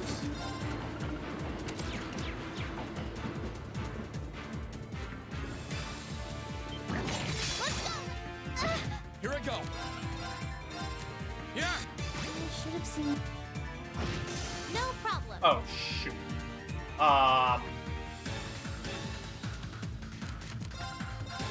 Thanks. Righto. My turn. Here I go. Righto. Thanks. Right. Thanks. Thanks. Alright, salvage. Done. That was very off script. They were all supposed to die, but Selfie Dance didn't do its job. So, we had a bit of a rough stay there, but we're okay now. Here I go. Great. Elisa doesn't have full PP here, which is kind of not great now as a result of that, but we should be okay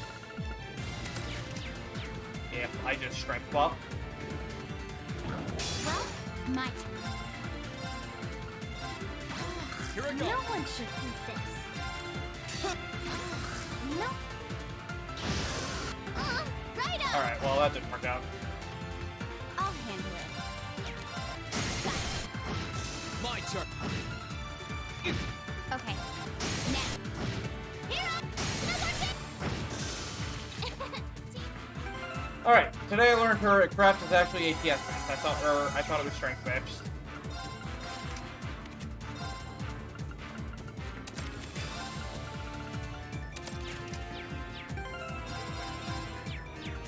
Alright, so here's a fight where we can soft lock. We really want to see Sarah here. Sarah, how do you do? Thank you for showing up.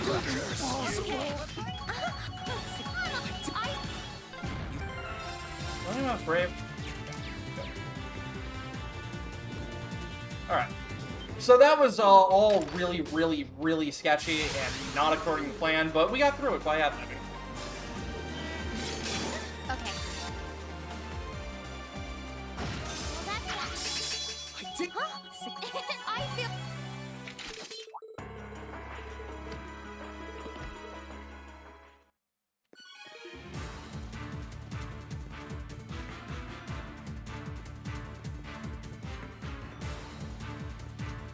So here I'm going to leave it with green. I was talking about earlier how smaller body frames actually affect collision. But we're going to keep with green here because, while smaller collision helps, the animation skip is really only doable with green, and you kind of need to animation skip a lot in this section to get past these mobs. Sure are a lot of locked rooms. All thanks to the director, I'll bet.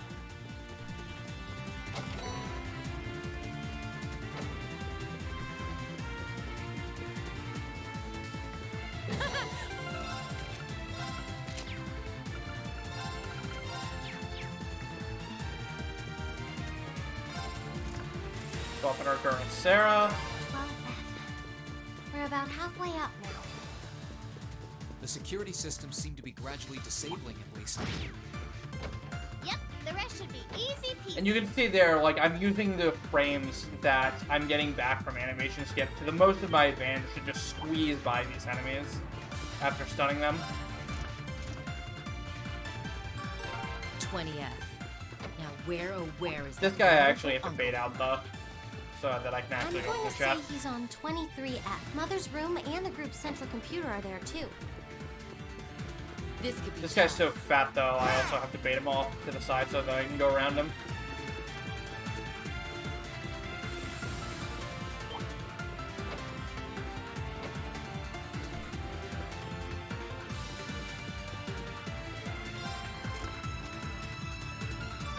Here we are, 23F. So this is the boss we're going to use delay on, Time for because us he's to very have a little- vulnerable to delay.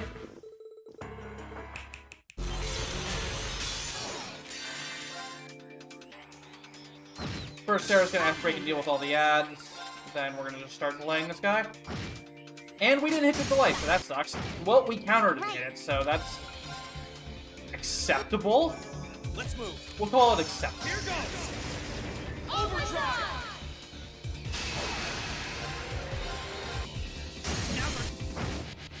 We're gonna overdrive with Sarah here to get all of our turns back. Because she normally doesn't get a turn for forever because of S-breaking with Tauros. But overdrive immediately gives her a turn again, and then we cast Art so that, you know, we now have turns. Okay. So we're gonna work on building her up to 200 CP here via Elisa and that impassion we gave her. My turn. Leave it to now. Okay. And then we break with her and Reen. I can do And this. sometimes speed. And GG. Did it. I feel stronger than I'm awesome. So here's the Mech Fight, and the reason why we put Sarah in that bonding event at the Hot Springs is because now Sarah's going to be our default partner for this fight, which means the way that the turn order is going to work out is going to be heavily more in our favor. Because when you have to swap partners in a fight, they incur extra delay, just like they do in a normal fight. But now we don't need to deal with it. So we're going to be able to keep this guy's strength down the entire fight, and just slowly chip away at his health, 2,000 damage at a time. Because we are so weak, and so unlucky. Basically, we know this entire fight.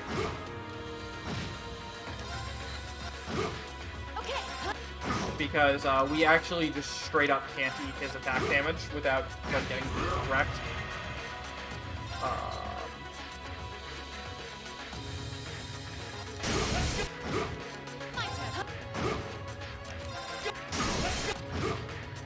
So our goal here is to build up basically 2 5 break point charge attacks.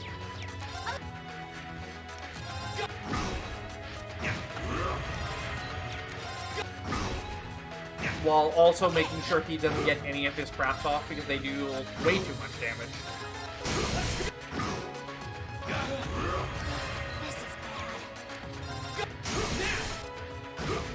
There is a quick kill you can go for here if your breakpoints work out, but it's looking like they're not going to work out for us. Unfortunately, we've gotten way too unlucky. Like, sometimes you can do this fight so fast that with this second HP bar, you can, you already have 5 breakpoints again. And you can just strength buff. And do Unite attack with Laura, and you win. Unfortunately, this is looking like it's going to be a 3 MP bar fight.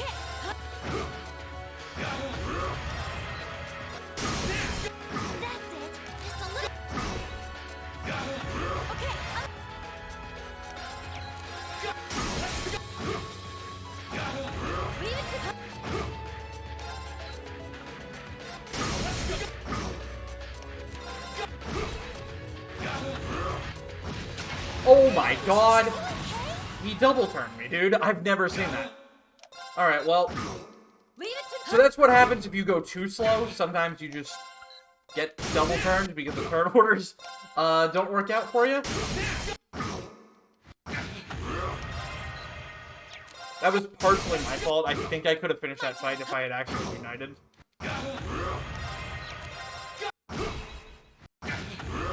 And yeah, again, when you retry too fast in this game, the music just stops.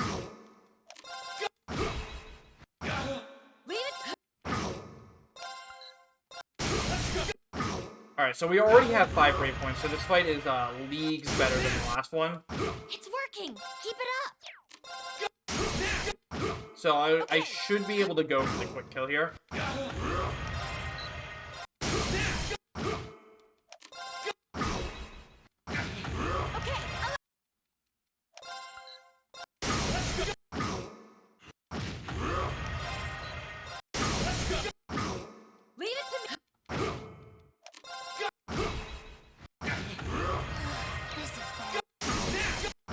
We have the 5 break points.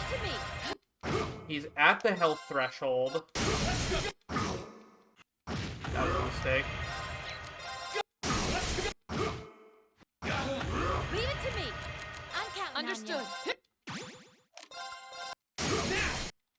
That's it. Just a little more. My turn. I leave this to you.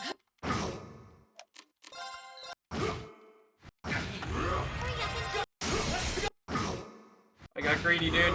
I got really greedy. Alright.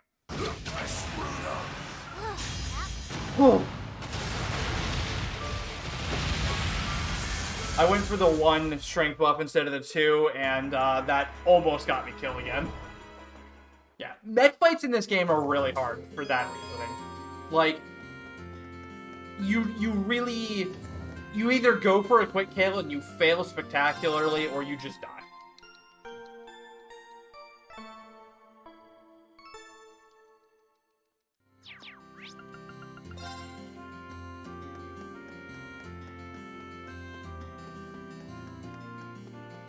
But, like, casually, you'll have no problem with that fight. You probably won't even need to use Sarah, but as you saw there, we were literally doing 2,000 damage a slap. Like, Sarah was doing triple our damage because she was using arts and is a higher level than we are. Wow, that must have been tough. Oh, okay. I'm sorry, Toa. So here we start getting a lot more into out of bounds. We're going to be doing nothing but out of bounds tricks for the next, like, 40 minutes. Alright, 40 minutes is a little over exaggeration. Maybe 25 minutes or so. We're going to be basically doing out of bounds everywhere.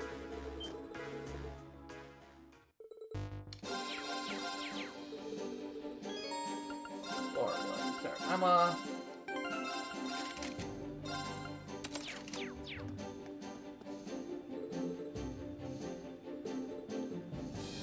So, we have one of the cooler out of bounds coming up first in the Ignis Shrine. The Ignis and Aqua Shrine out of bounds are really cool. I spy with my little eye the goods.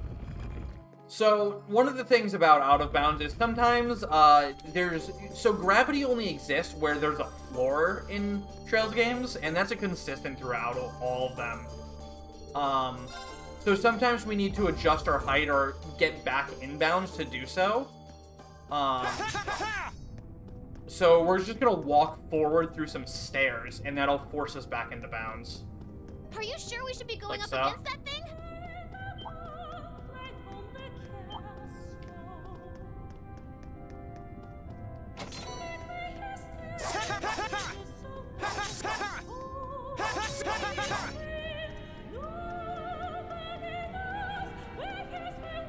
And sometimes we'll purposely go near collision in order to trigger gravity, like I did there. I went near the stairs, so I fell down, and then I could go through them to get around the actual terrain. Stay on guard, everyone.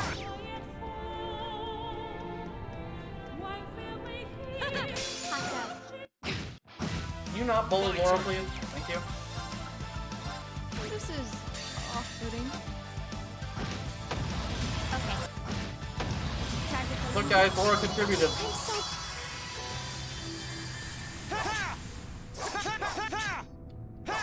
So this wall is a bit trickier to get through because it's not a flat angle, it's curved. There we go.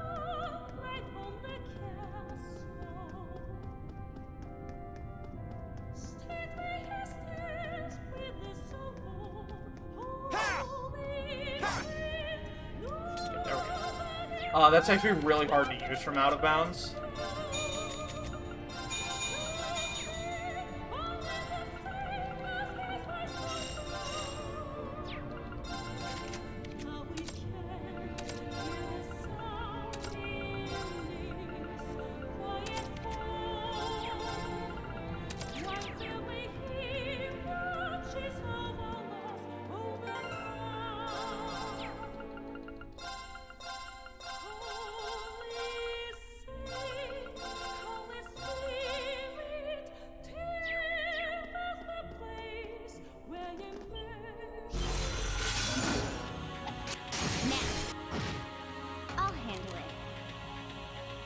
Let's move. So here we're gonna motivate. Leave it to me. Overdrive green again. And we need a little bit of extra damage on this fight, so we're gonna La Forte, attack, attack, burst, and break with everyone.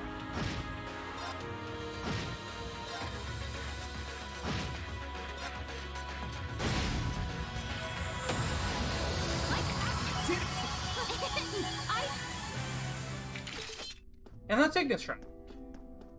No slashing the flames, raising pillars out of the lava. Just go straight through the wall. It's fine.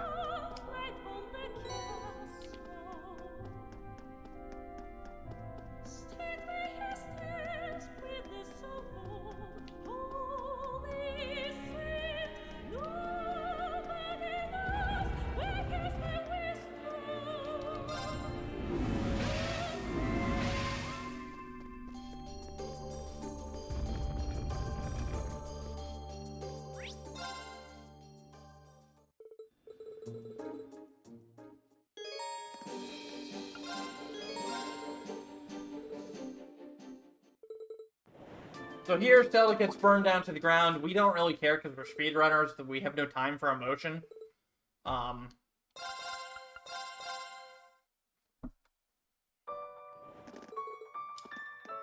Sad music.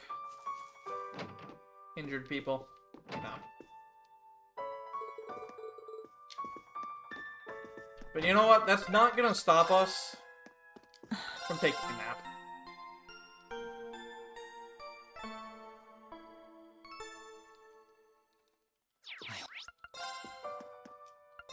And buying some weapons.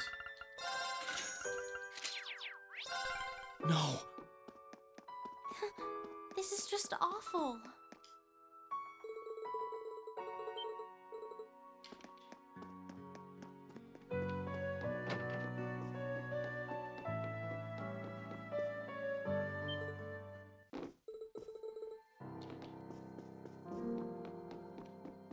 Big sad music. And it's gone. Rest in peace, Dado.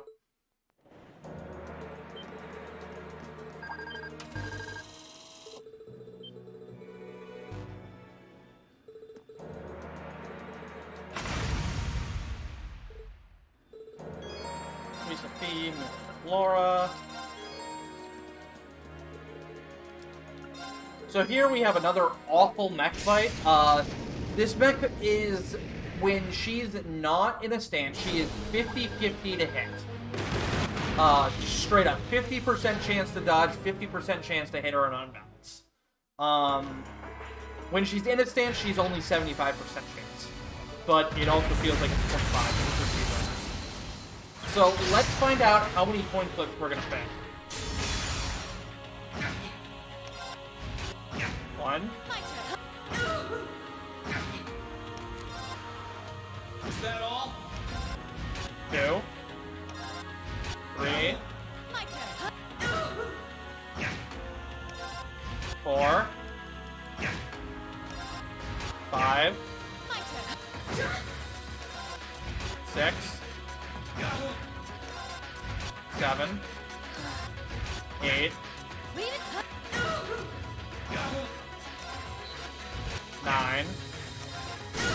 There we go. Holy crap. Bro, what is this RNG? Isn't this a cool mech fight, guys?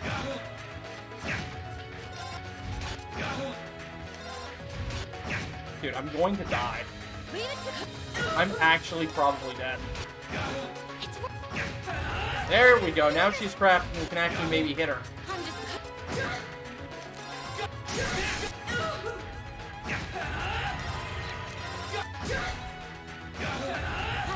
Alright, I legit have to spirit here.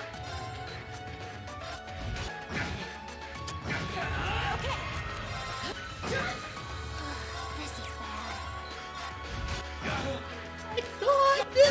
bad. I can't hit her!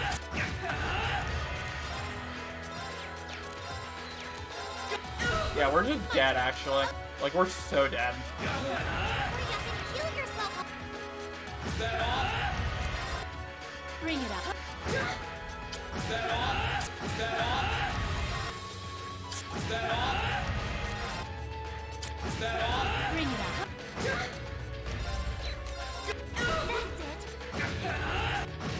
Yeah. So, I legitimately could not win that fight because of how bad it went at the start. Okay. Like, I got too many dodges. I hate this fight, dude.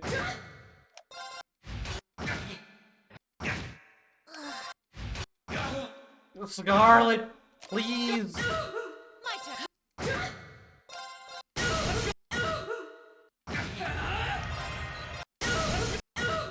My turn. It's working.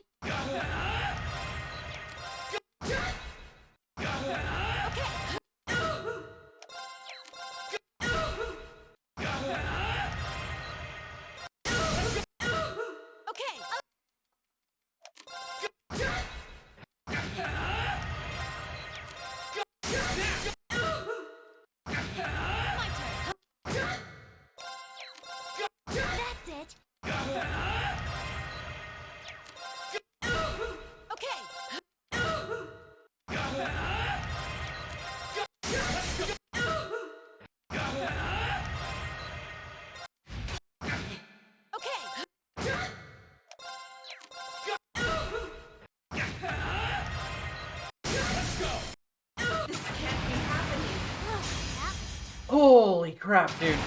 That fight is so bad. Those were two of the worst Scarlets I've ever seen.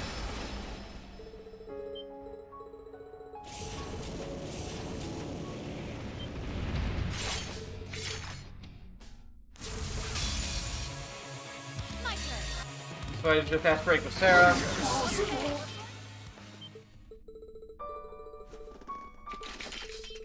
And I didn't get an overdrive there, so I need to farm an overdrive gauge here. But first, we have walls to go through. Like so. So this time we're gonna appear, there's a slight height change in this dungeon, so we're actually gonna be halfway into the floor when we go back in bounds. So I'm gonna run over to the stairs and hug a pillar, and that's gonna force Reen upwards and back fully into bounds. So that I can actually go up the stairs. Like so. But first we need to get this chest.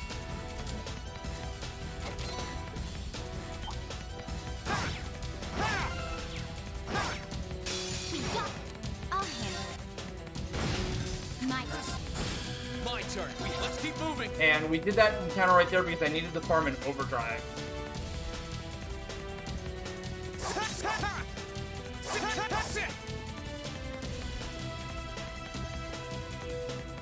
Oh, isn't this a pleasant surprise? There's a treasure chest here.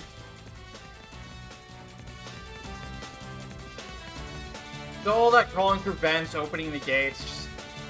Nah. Run into the void, Reen.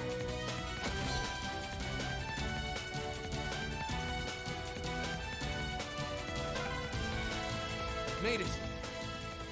You're cornered. Got 3 chrono bursts. We got 2. 1, 1, 2. 4, remove all, magical, move. Forte, remove, chrono burst.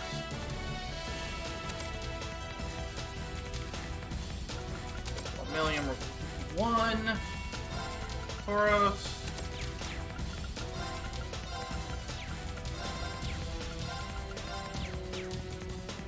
And rep.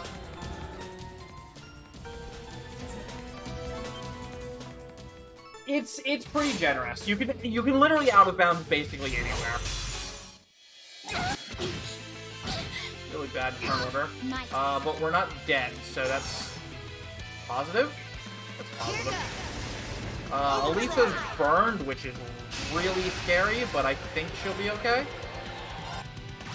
My turn. My turn. Beginning.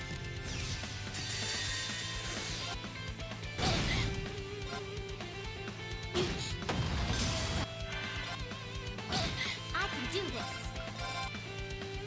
Right. Alright, we're fine. Thanks. I won't lose. I won't lose. Thanks. Thanks. Not here. Thanks. Thanks. Thank you, battery. This is We'll cut impossible. our own. Great.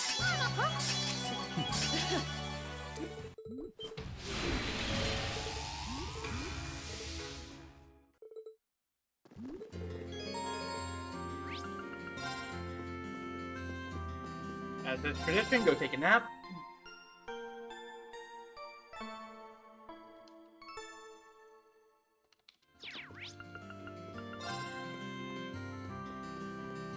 So all the fights have gone well this run. All the mech fights have been pretty trash.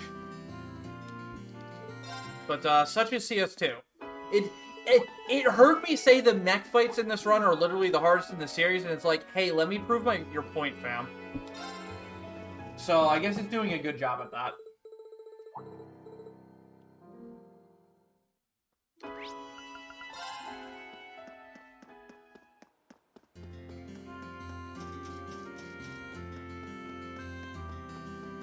Fortunately for us, there's only 2 mech fights left. Well, technically 3, but one of them doesn't count. It's more of a victory lap. You literally can't lose it. But I'm sure I'll find a way. Back you go. Here's a bonus from the academy. Wow, that must have been tough. Oh, okay. So now we're gonna go get the thing that breaks the game entirely.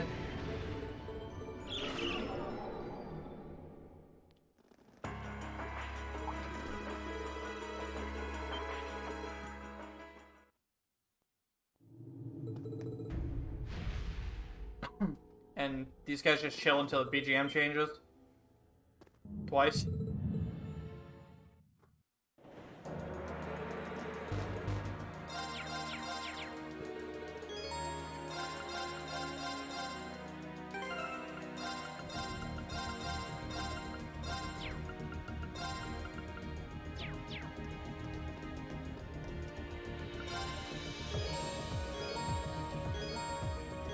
Where do you want to go? Leave it to me! So we are going to do an optional boss here, and you might be thinking, what? An optional boss in a speed run? What do you mean, Beef? That's illegal. In fact, it is not illegal. And it is what we're doing, because it's really good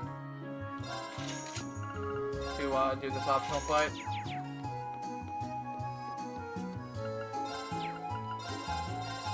Weapon, Sarah weapon.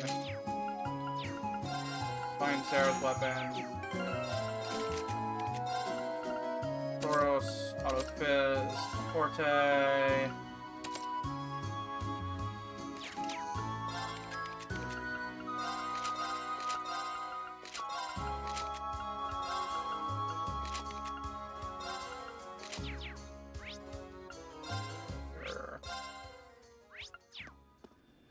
Where do you want to go? Full speed ahead! Let's get going.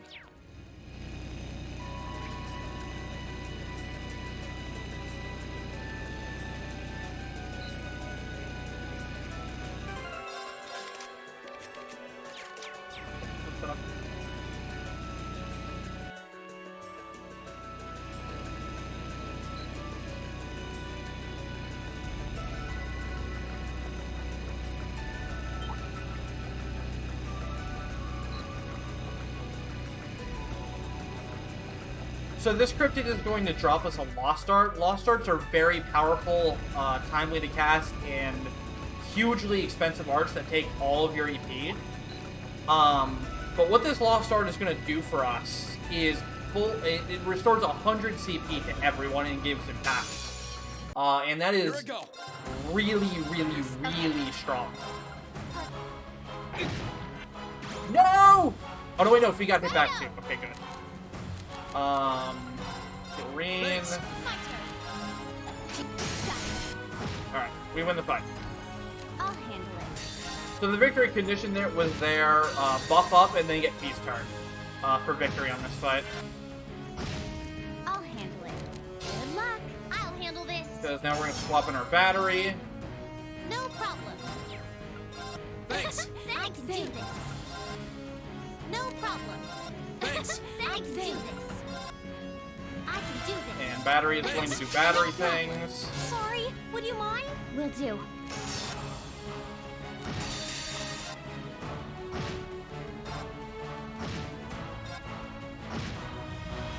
And down he goes. And now we have the strongest Lost Art in the game. That basically just says, get more S-Crafts.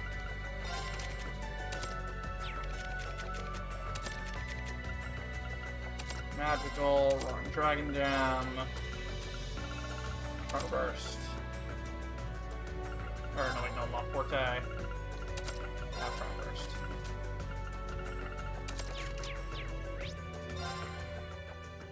Where do you want to go? Full speed ahead!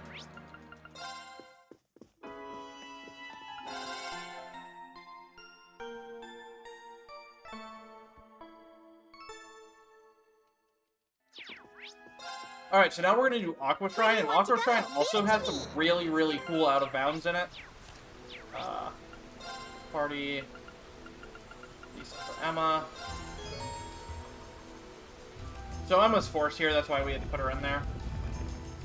The Aqua Shrine out of bounds are really cool. Because, imagine OOT and how they skip the water temple. That's basically exactly what we're gonna do. All that water lowering and raising. Who needs it? Just go through the wall. So I gotta go really wide here, because if I touch the collision at all here, I'm gonna lose my current height. And that means I can't get out of bounds properly. Or I can't get through the door over here because I'm too low into the ground.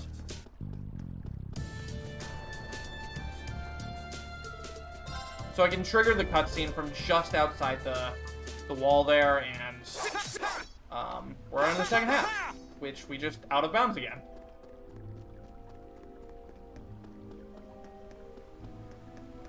Again, going very wide here to avoid gravity, because I want to go back inbounds over here, and I want to fall from a height where I have enough forward momentum to just go back straight into bounds like that.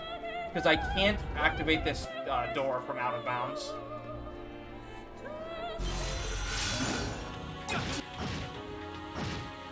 Okay. Leave it to me. My turn.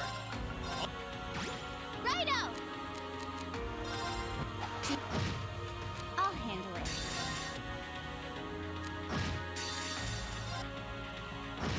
Okay. So now that we have Chrono Burst and Roar, we can just Chrono Burst, Roar, and that just gives us another S-Break on our Taurus user. Which allows us to finish these fights using basically only our strongest characters instead of S-Breaking with everyone.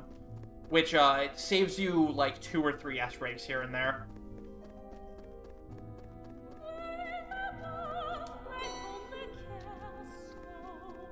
You don't need to have Elisa as a battery if you have Fee as a battery, basically, is what it boils down to.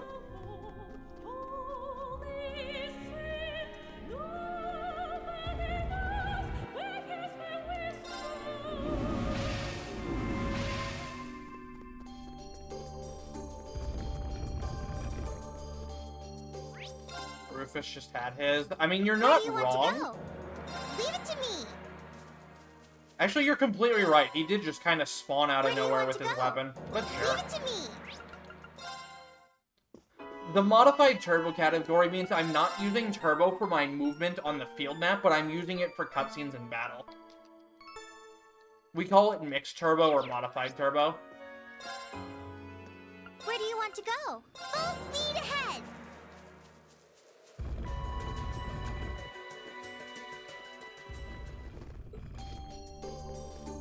So again, this is a dungeon, and this dungeon has flat walls, and that means we can go straight through them. So we're going to do out of bounds in both sections of the Aria Shrine here. This first one is pretty unimpressive, but it does save a lot of time.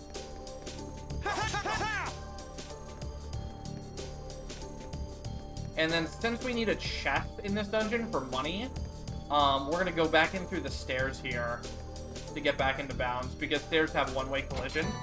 And that's, stairs having one-way collision is a very, very common staple in game design, because stairs are incredibly hard to code for. So having one-way collision on them makes them a lot easier to code for. Yes, sir. My turn. Leave it to me. That's a real beast. So you'll of a often monster. see games where you can go out of bounds. You can always usually get back inbound by going through stairs. Here I go. So we just swapped to Sarah there to activate that trigger. Fee could have done it, but Sarah does it easier. So guy is in the way. Alright, so that was a really good out of bounds. That's actually one of the harder ones to get. So I'm glad I got that as fast as I did.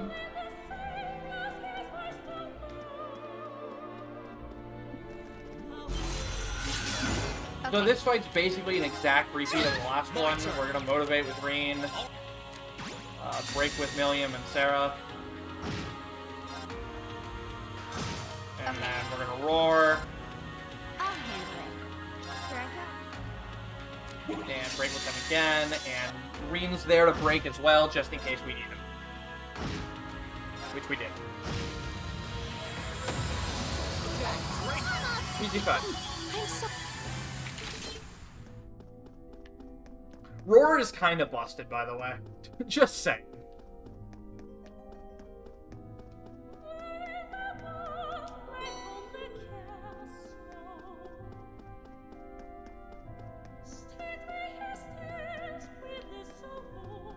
So, way back when we were doing Roar, we gave Emma Raven in Action 2. The whole reason we gave those to her is for this fight coming up. This is the only fight in the run where the game forces your party to a very specific set of people. Where do you want And to go? in order to take advantage of that situation, or rather get ourselves out of it, because it's not what we actually want, we needed to set up Emma to be kind of a speed goddess. So that she gets her turn really fast so that we can swap her out. She's also very useful because she casts Arch Reflect. And that allows us to avoid some of the damage from the boss that could otherwise status us and do some really bad things. She's also forced to get the first or second turn because of her S-Craft unlock. So, Terra Shrine, we can't go through any walls in the back half that save time, but we can go through a few walls in the first half that allow us to activate these switches faster. But the second half we have to play legitimately because of the nature of how spiraling and height increasing it is. Both of those two properties are the major bane of out of bounds. So we can't get the height we need, and we also can't get to the destination points because of the spiraling nature on how gravity functions. So we actually have to do it normally, like a bunch of scrubs. Like, there is an out-of-bounds route through it, but it's not faster. Are you sure we should be going up against that thing?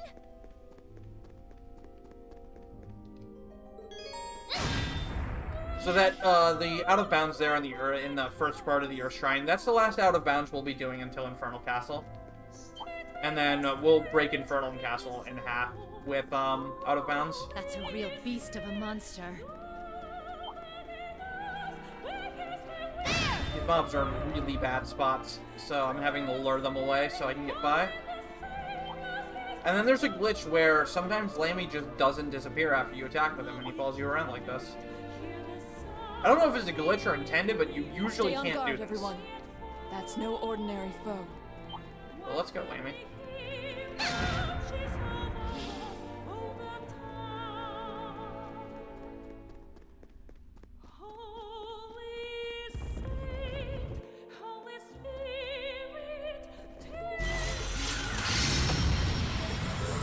So here we fight a giant chicken, and we're gonna actually decapitate him because of how his model disappears. It's kind of funny. Of course. Oh. Let's move. Okay. Here.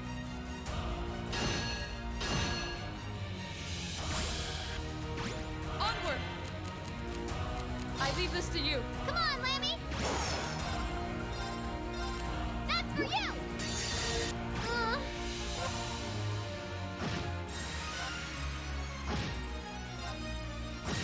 It's my turn. Sorry for the trouble. Will do. I'll handle it. Here I go.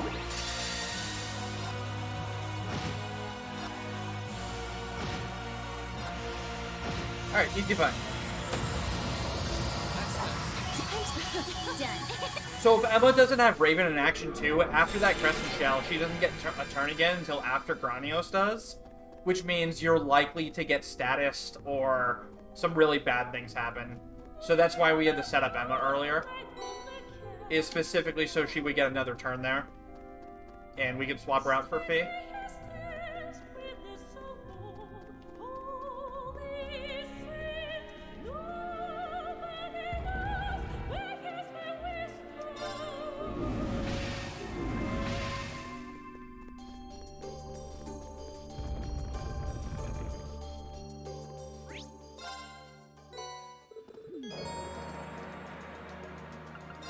Georgie. Tyrael. 2 Chrono Bursts. EP Cut 1. EP Cut 2. EP 1. EP 2. He's magical again. La Forte. Chrono Burst. Attack.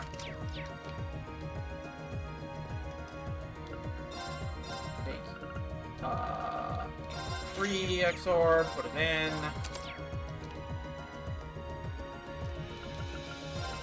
got to change all earth, water, wind, space, mirage, mass, rich. By 9 of these. How about George? So now we have a refight with the 2 mechs I died to in this run, so hopefully we don't die to them. This fight is a lot easier, fortunately, but it can be slow sometimes. Especially if you play greedy.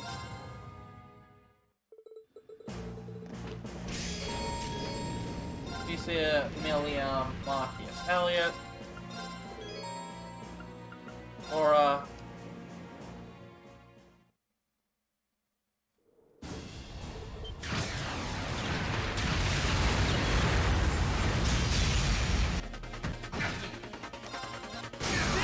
So basically what we're going to do is we're going to use the Goliath here to get our grade points up. And then we're going to attempt to one-shot the Kestrel. My turn.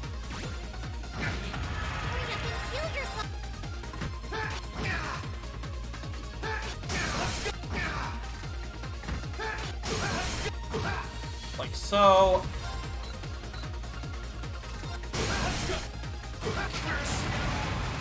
At you, sir. You're almost dead.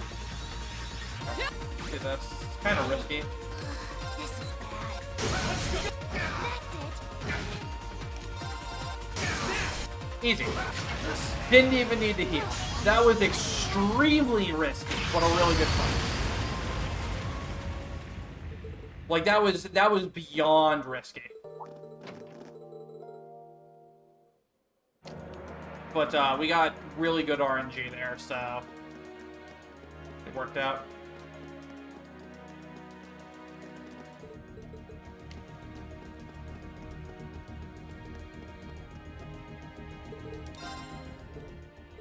Alright, so we are going to do the validation for this run. Which is watching Toa's S-Break.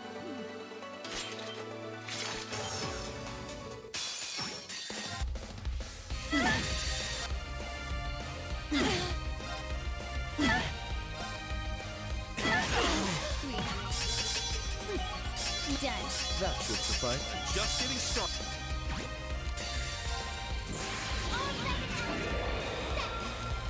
Orbital driver, ready! Rainbow shot!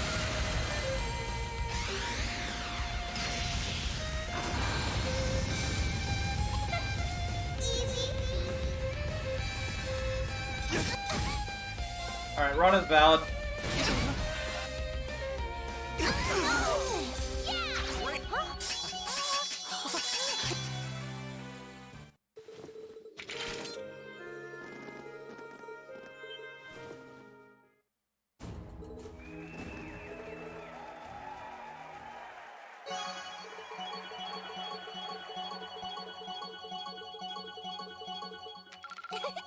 Upper rank you go! Here's a bonus from the Academy. Wow, that must have been tough. Oh, okay. Our turn to be disappointed in Toa. So the reason you don't need Tauros for that fight is because Toa is so strong, actually. Toa's way stronger than Reen there. So that's why you don't need to menu Tauros onto anyone for that fight, is because you have Toa's S-Break instead of Reen's. So, careful what you say about Toa.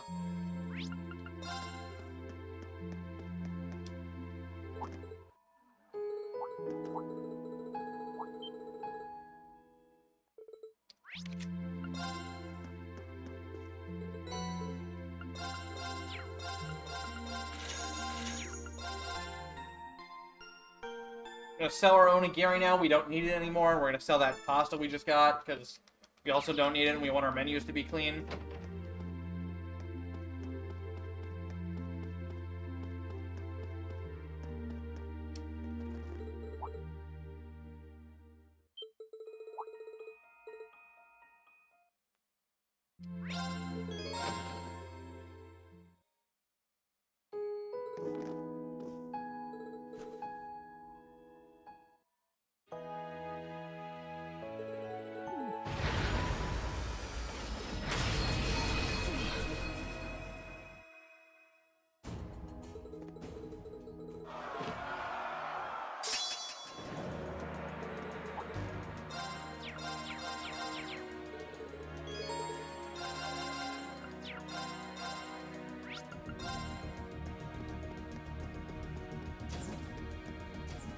by doping.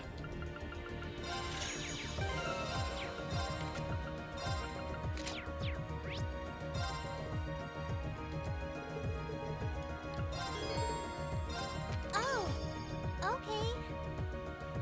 Piece of Theme, Millium Sarah, and Beerby.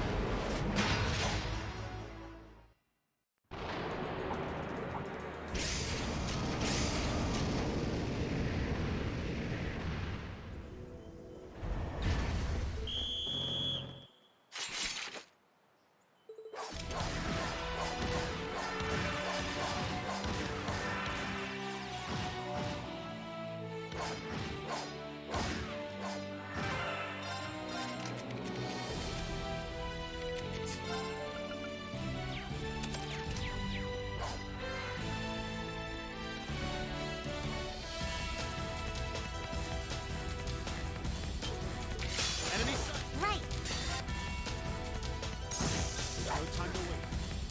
You did it, Machias. You contributed.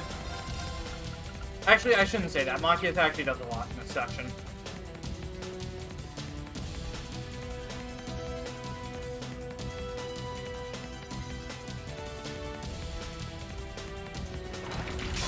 Let's move.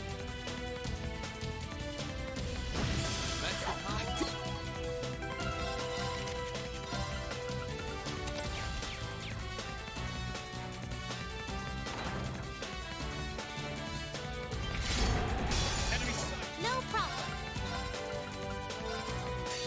Thanks.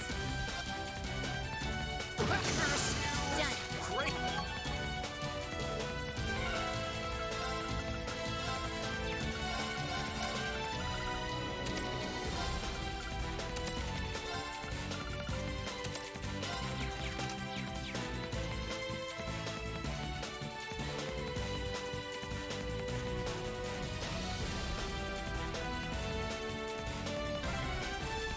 Oh, where?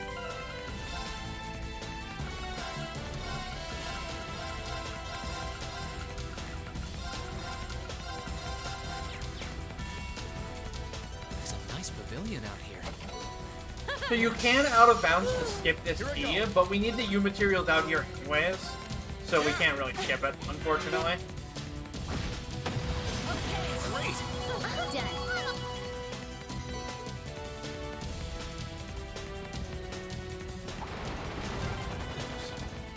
Sounds like things are nasty down there. Yeah. The best thing we can do is take care of things here.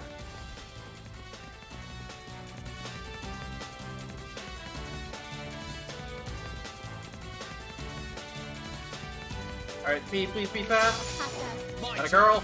I'll handle it. I'll handle it. My turn. Okay.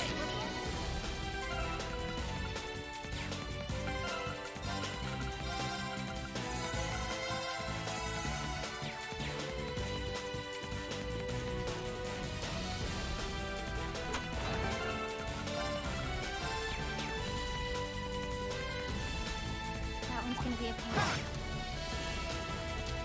Again, drawing that guy to the left and using animation to get around him. V, why are you last? Here I go. Not like this. I appreciate it. Oops, that was the wrong person. Oh well, we have extras of those. Go on, Sarah. Right. My turn. Okay. Here I go.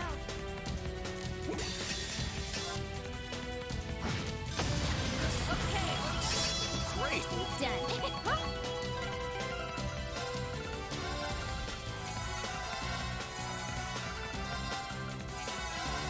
All right. That takes care of them. Let's keep going.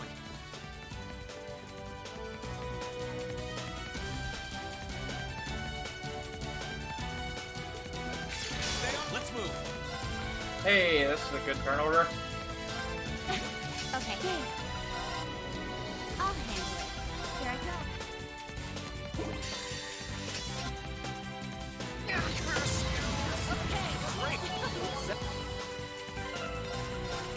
I never put turn order on Rain. I was actually supposed to do that a while ago, wasn't I? Yeah, I also need to give him EP1 here. Alright, problem solved.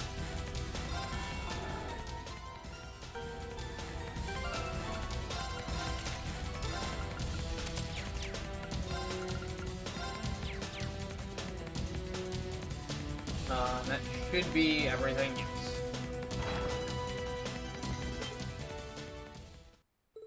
So now Reen's gonna answer his true calling as a Motivate bot. Reen's still level 80. Yeah, so Reen would be in the 70s if it weren't for, well, that's awkward. Let's move. Let's move. We do win here, though. All right. Because I can do this. And do this. This. The order I have to do things here is very specific. Leave this to me. First drive. Okay. Break. I'll handle it. I'll handle it. There we are.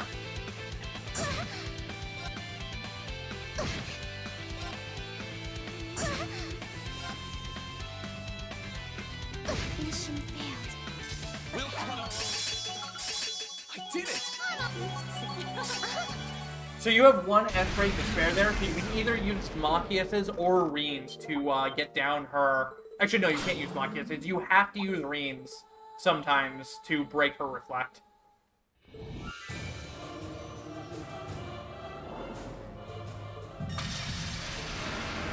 Alright, so now we're on to what is supposed to be the final dungeon, but actually isn't. For all intents and purposes, it's basically the final dungeon, though.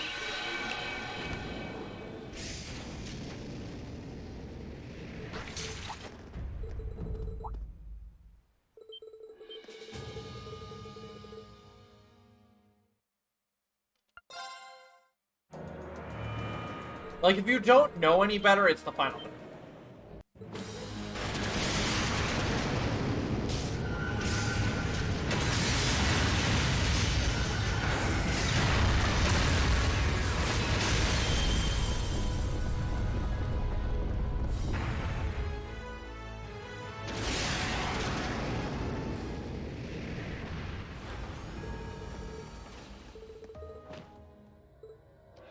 Million, Sarah, Elliot.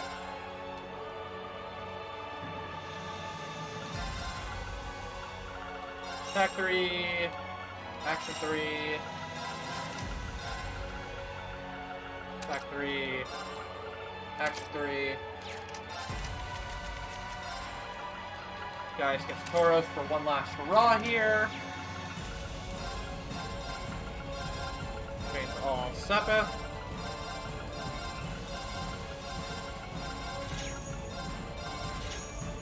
Green, B, Millium, Sarah, Armor.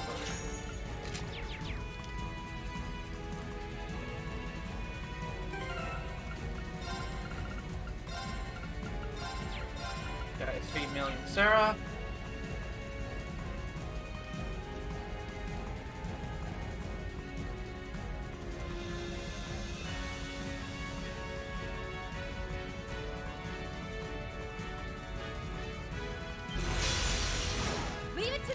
Uh-oh. That turtle is scary. Okay, fine. So those arts those things cast can kill you, so it's very scary to not have Feast turn very quickly here. Done.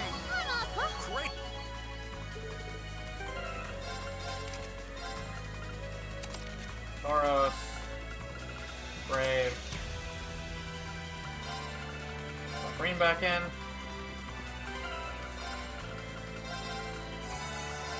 Heal feed. We're on our way.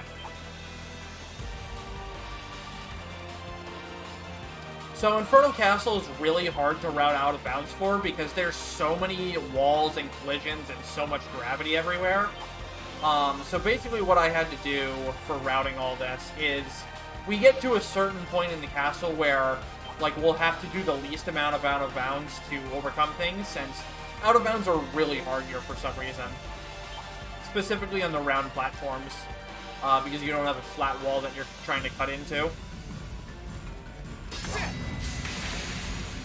So we do some of the castle normally, like we just did here, instead of just straight up out of bounding.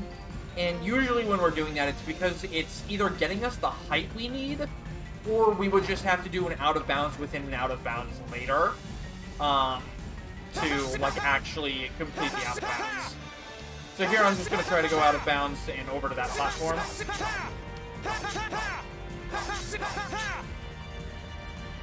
That was decent.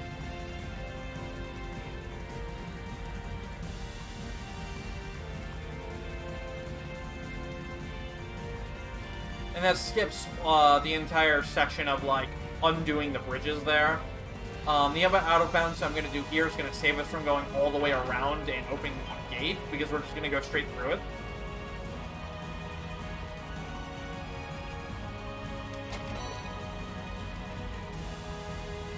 But I do need to pick up that chest there for money.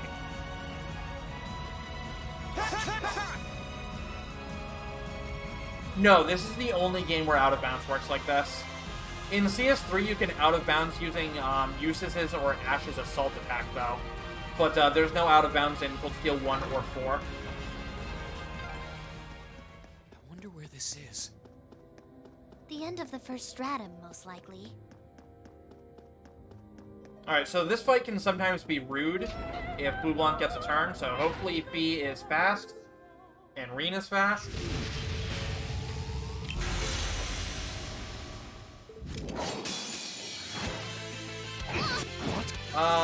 Well, that'll work, I guess. My turn. Oh. Let's move. Oh. My turn.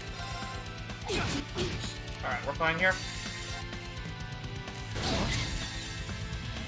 Also, nice double crit turns. Holy crap. It's impossible. Okay. I don't know if I can skip the roar here, so we're just gonna roar. Actually, I could have. Such. Get heck, nerds! Alright, so there's a soft lock after this battle, so I gotta be careful here. If you're turboing as soon as Doobly gets her lines there, you soft lock.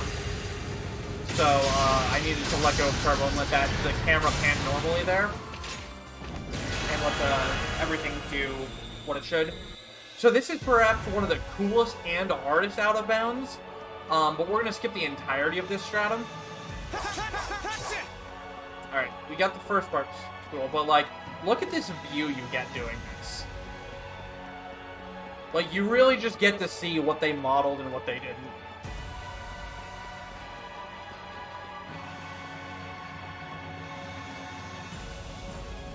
Up here, we're going to do an out of bounds to get back into bounds through this wall.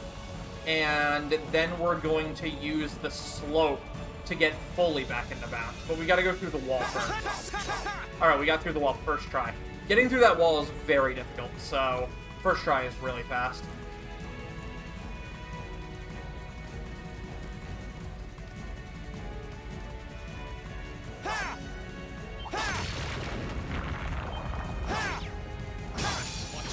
Okay.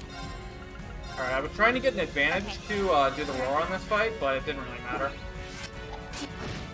Let's move. Let's keep moving.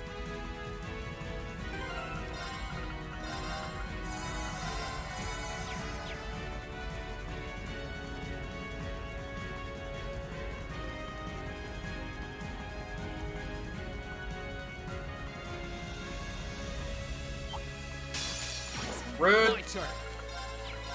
Let's keep moving.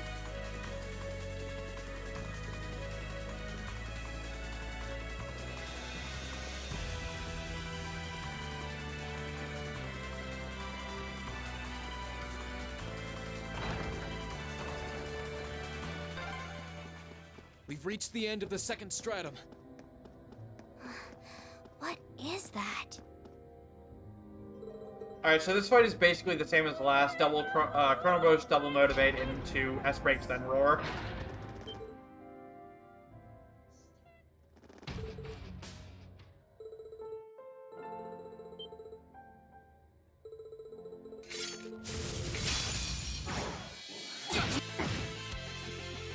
Here I go. My turn. Here I go. All right.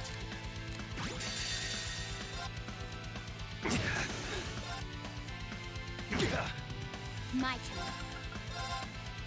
My turn.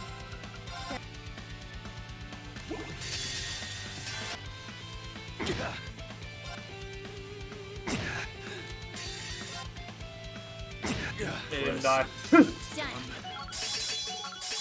I did it. Done. I got. Fortunately, there's no soft lock here, so we can just full turbo. And I'm actually going to double check my match reports here, because that seemed off. Tauros, Falco, okay, now we are fine.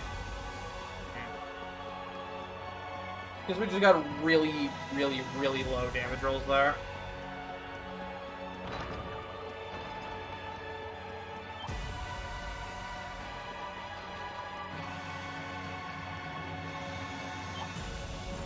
At the top, I'll check everybody has their weapon too. So, in this stratum, the whole gimmick is like, you need to kill 2 Nosferatus in order to lower the gate, and you have to go through this, like, door maze up here. Guess which one's the right one, or get encounter. Unfortunately, we can skip this entire stratum, but unfortunately there's 15 UMATs over here that we need to pick up in order to have a good fight against Pro later on. So we have to come at least this far. And then we backtrack and out of bounds to skip the rest of the stratum. But this saves like 2 battles with Nosferatus, which are really slow. And that was a really good out of bounds. Man, everything with the mech fights this run have been really fun. Like, really good. It's a shame the mech fights were so rude. So you can see him there, he's just kind of chilling. He's supposed to be dead, but, meh. Why kill him when we can just go through the stairs here? So I had to be really careful there, because if I touched gravity at all, I wouldn't have enough height to get through those stairs.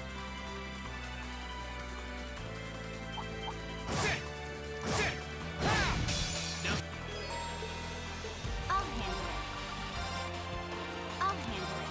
Here I go. Let's move. Let's keep moving.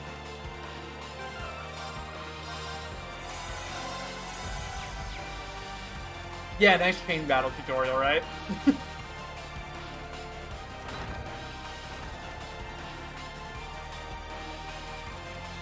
Alright, here's the last out of bounds in Castle. This one saves going all the way around the outside.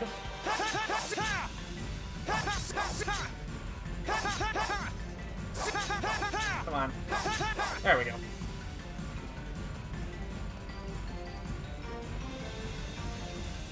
And again, we're going to use these one-way stairs to just get right back into bounds and head out.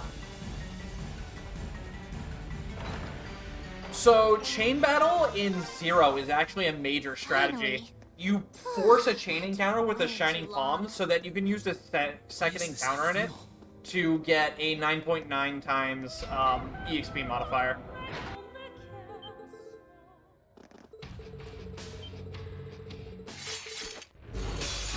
My turn. Okay. Here goes. Backup strat here.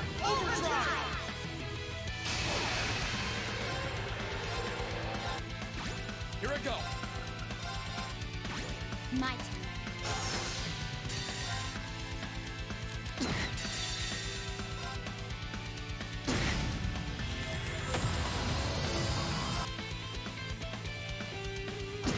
My turn. Good luck. So here we actually need our battery again, because McBurn is just that bulky. I can do this. Right. Thanks. No problem. I can do this. Thanks. Thanks.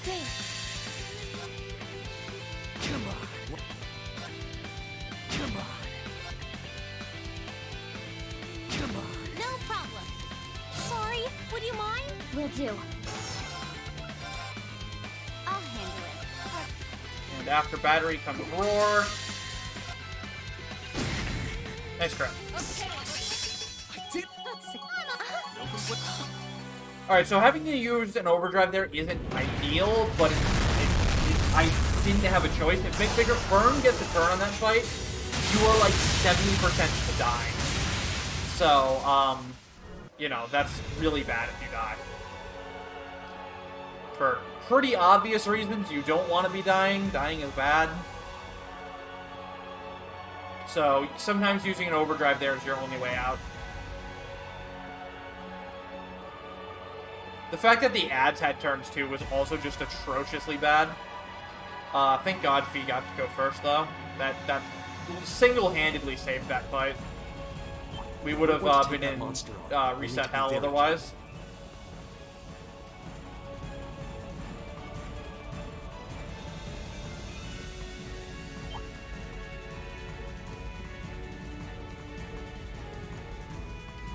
That one looks nasty.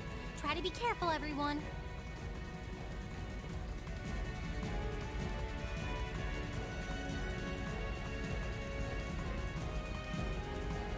That's a real beast of a monster.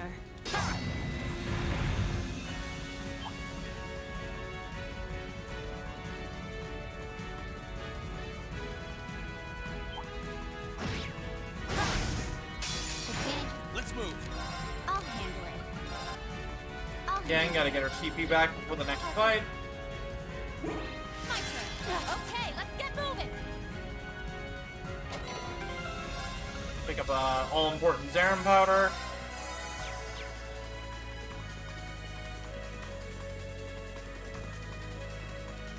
That one looks nasty. Try to be careful, everyone.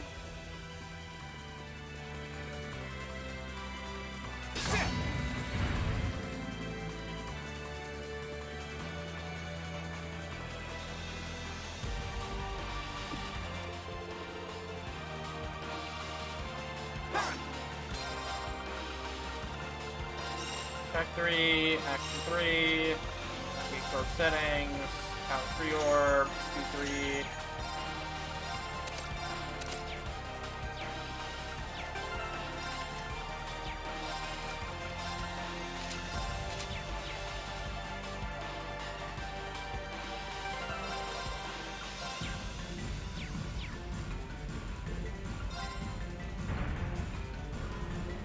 Alrighty.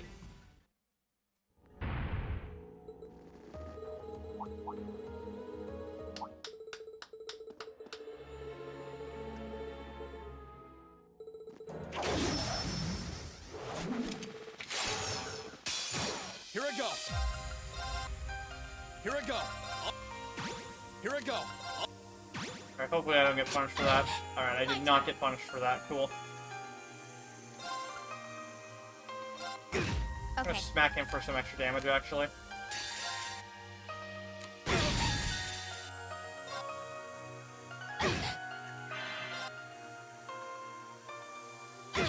I'll handle it. Okay.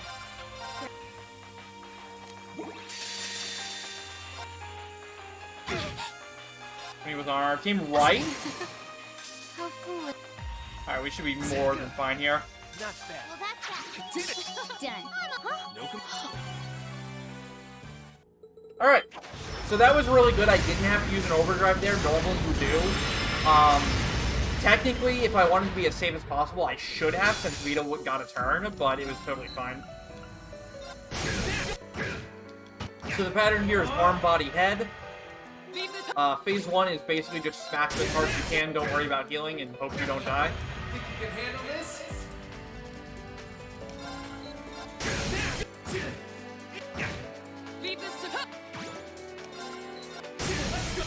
Holy crap, this RNG is amazing. It's working. Think you can handle this? Onward! This is Oh my god, I have a full thing already, dude. What the heck? Alright, so now that he's in phase 2, he swaps between arm and head, And when he enters this stance right here, you need the Morning Moon, because he double turns you. And both of his attacks in these two stances have like a 70 to 90% chance to unbalance you. So getting hit by them is very, very bad. So it's basically 2 attacks, Morning Moon. No, my RNG, where are you? Hope you're ready. Come back. Onward! This is bad. Hope you're ready. Let's go. Alright, there we go. There goes a very large percentage of his health. My Just a turn. little more.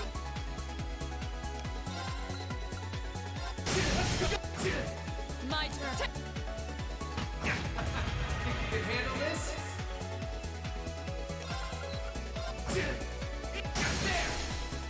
No bully, bro. No bully. You're not out yet. Let's go. Hope you're ready. I'm gonna go for a risky play here. Alright, it's not even risky anymore. Alright, amazing Ordeem fight.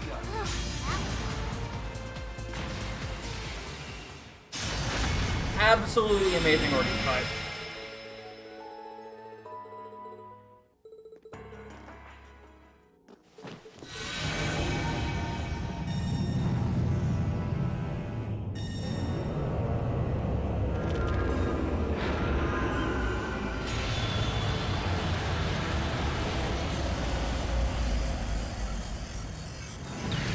Alright, so now Reen's gonna become the carry instead of Sarah, which is the big sad, but it is what it is.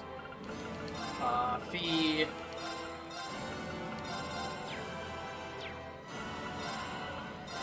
We're gonna just drop down a safety save in case I messed that up. I don't think I did, but...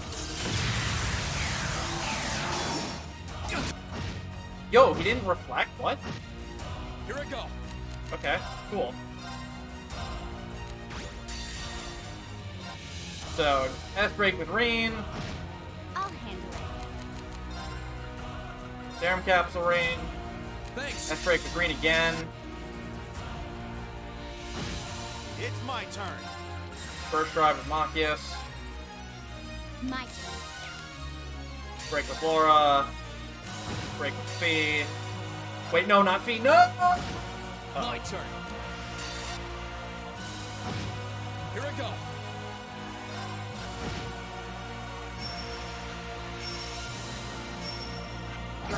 Let's move. Okay. Alright, that's fine. Okay. Thing. Let's move.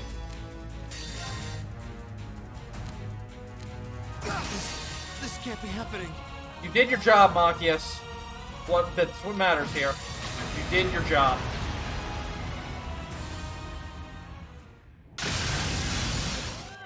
Here I go. No problem. Here I go. Overdrive.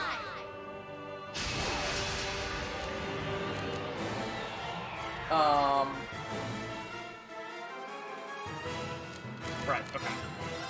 Heavenly Gift, Let's move. Forte, Right. Cancel.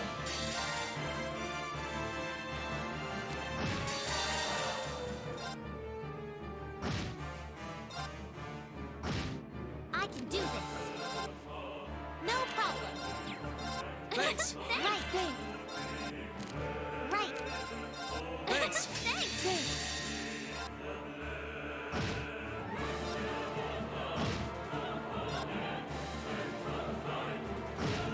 I can do this.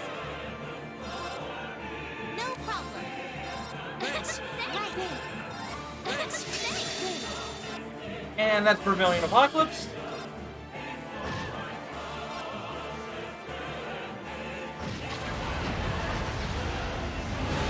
So if he gets that cast off, by the way, you just lose the fight.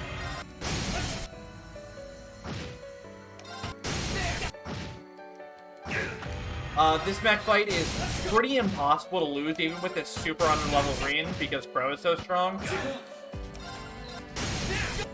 And the unbalances on this guy are really high.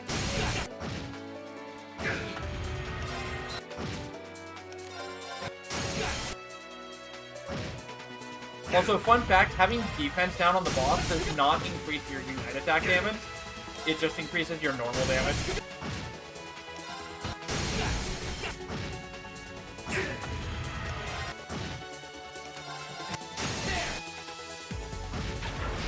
MGT. Alright, here's...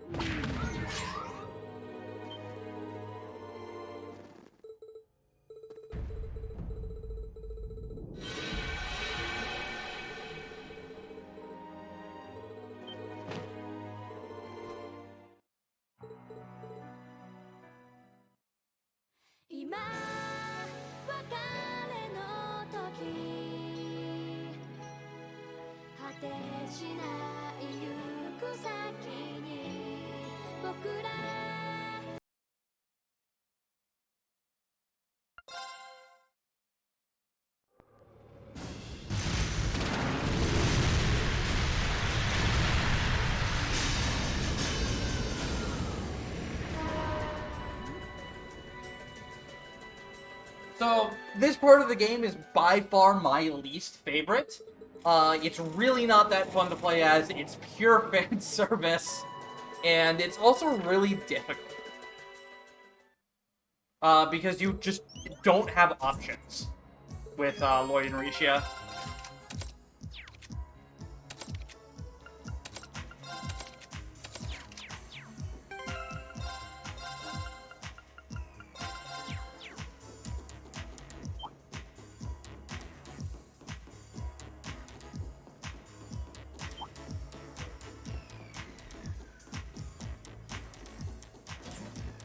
So all the fights are basically going to be the same. You're going to use magic with Risha to conserve her CP. You're going to Burning Heart with Lloyd and Flare Bomb, whatever the big enemy is.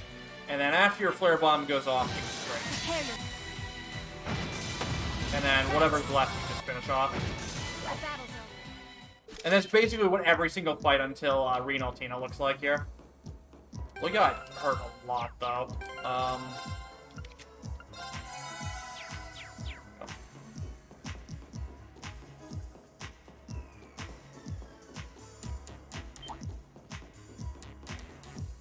Yeah, most English players, or non-Japanese players, rather, probably didn't know who these characters were. I know I sure didn't. And that's part of what just sold me so bad on this part, is like, I mean, it's unfair to judge it based off of that, because, you know, we're not the initial target audience, but, like, I was just like, who are these people? What do they do? Why can't I make quartz? It's just, like, these enemies give no sepith. And, like, now, even now, when, like, I am the sole speedrunner of Ao no Kiseki, Trails to Azure, it's like, I still don't have any affinity or welcomeness for this part, because mechanically, I just really dislike this part. If they made these enemies drop, like, hundreds of sepith, so you could actually, like, you know, gear out Royd and Licia to however you wanted them to be, I think this part would be way better. Hmm? What's wrong? Never mind me. I can't tell her it's because of her outfit.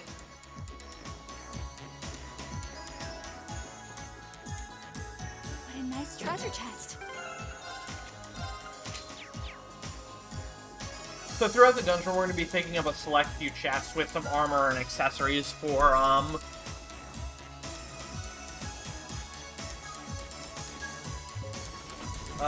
some accessories for the Renaltina fight.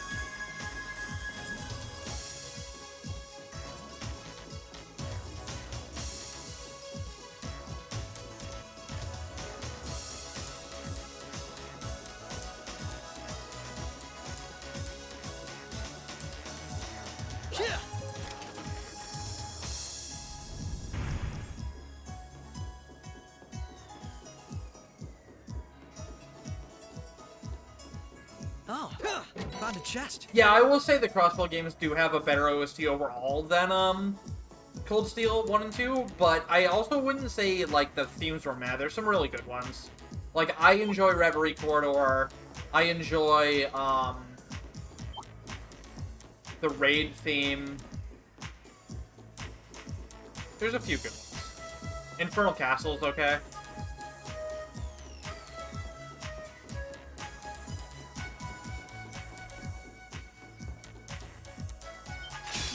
Prepare yourself. So these ones are vulnerable with Petrify, so we used the True Falling Moons there to try to hit it. We didn't get it, unfortunately, so this fight's going to be a little more damaging than usual.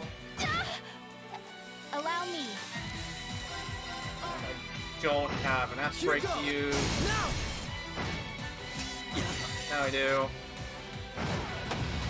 All right.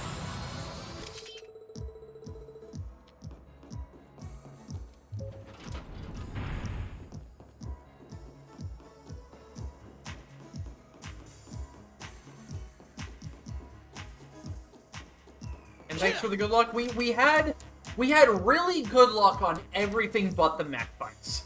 The mech fights in this run were really bad and unlucky. Commencing subjugation. So that was me attempting to do animation skip with Lloyd. I'm not practiced with Lloyd, so it didn't go well. Clearly. Let's farewell.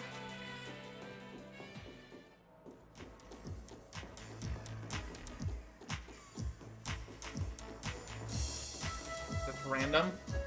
So it doesn't make or break as much. Like, the most you'll ever lose there is 2 to 3 minutes.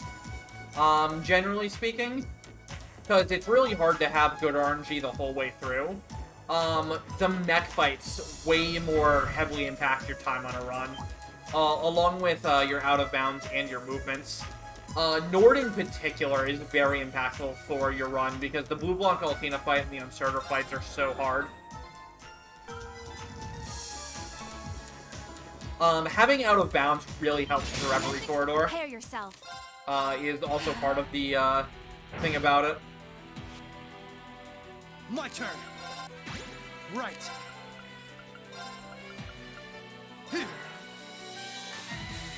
Prepare yourself. Sir, you're looking mighty scary over there. Please calm down. Alright, you didn't calm down. You didn't calm down. Alright, you calm down. Alright, Lloyd's CP is in the 80s, so that's really, really good looking for Green Altina.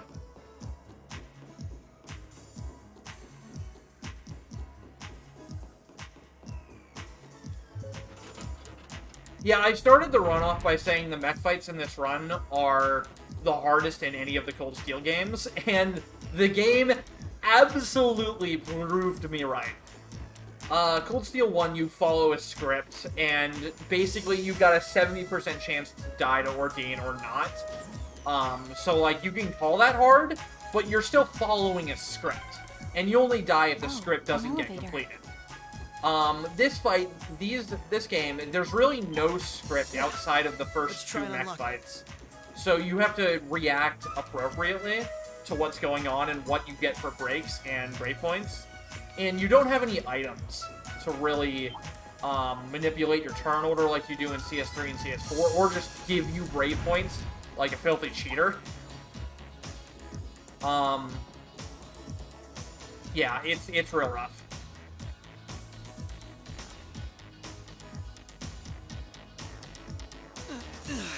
This is a tight fit. But, like, I will say, the mech fight in CS1, you are just straight up 30% chance to die. No matter what you do, no matter how you play it in the speedrun, you are 30% to lose the fight. And there's not really anything you can do about it.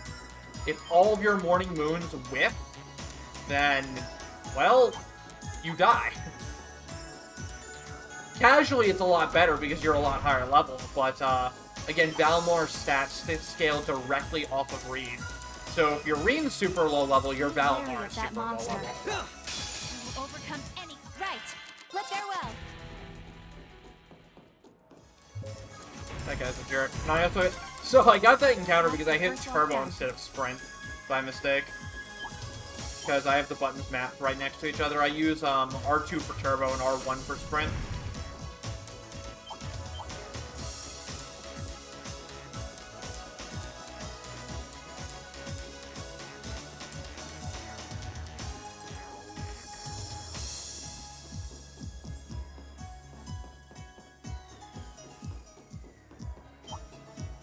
Be wary of that monster.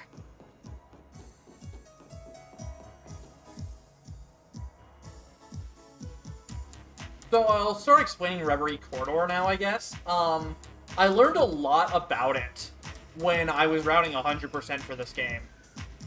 Basically, the way Reverie Corridor works is it's not really that random.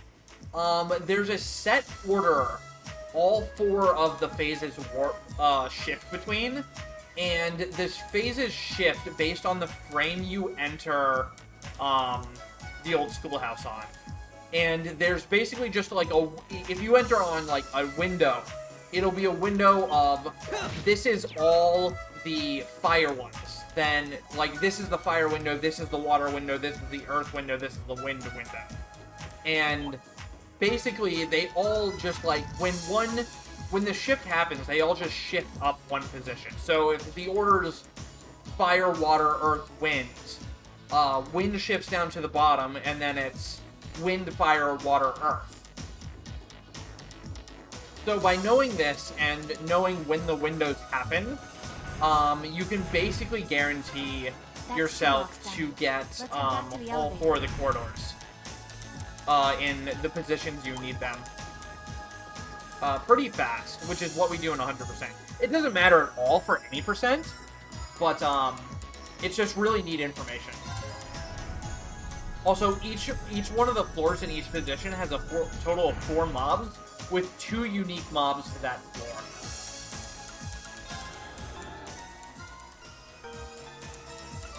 Alright, so we're going to send the Curia, we're going to send the Forte, Furnace Puppet, Heavenly Robe, Black Belt, Fish Shadow, Forte, Curia. Oh, you got an action 3. Okay, alright, we're gonna put that here. Actually... yeah. Alright, so the goal in this fight is for Lloyd to buff up Rishia. Rishia is gonna go Lloyd, stealth. I think we're here. And then we ideally want Lloyd to die after it. Finally reached the end. Because he's got a puppet on, so when he dies, he's gonna revive to full HP and CP, so we can just break again.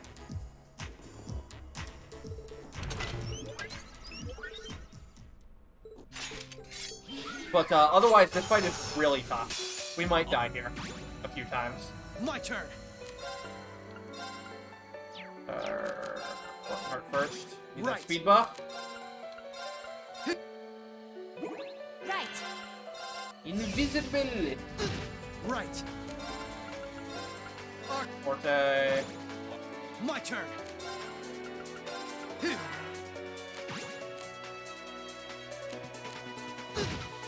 Right. I won't lose. Here I go. Overdrive.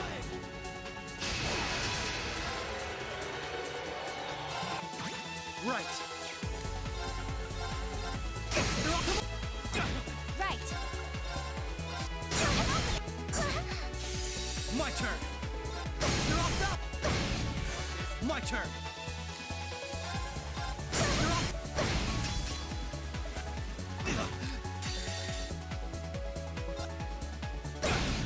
Allow me. Alright, so that was absolutely insane because of the fates we got. But, yeah, that was a really good fight. Lloyd didn't even die, which is extremely rare.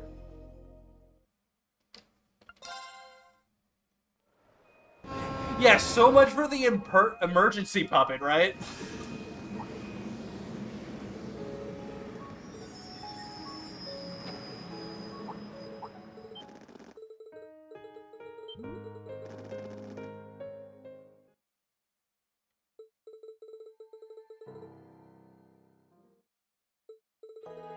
Like, the anger proc I got on Rishia there was also really good. Normally you have to wait for her CP to refill, which is usually, like, when Lloyd would die. But since we got an anger proc there, she had enough CP after stealthing again to just break. Which is, what made that fight go so very well. Especially in addition with the feint, too, because then we were just critting nonstop. Granted, Rishia would have crit anyways because she was stealthed, but... Thor's movement is always so hard for me because you don't touch Thor's movement at all in this game. So it's hard to remember the fast travel menu.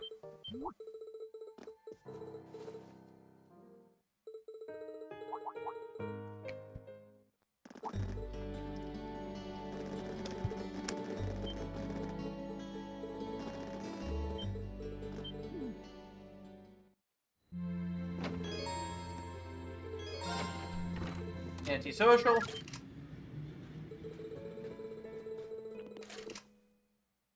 So we have two fights here. Basically, it's going to be Green just S-breaks after buffing himself.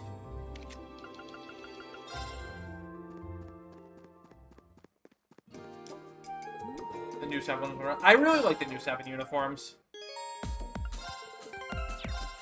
Alright, so this fight can be really rude because the butler can, like, freeze you and stuff, and it's really scary, but he didn't get a turn this time. We were actually fast.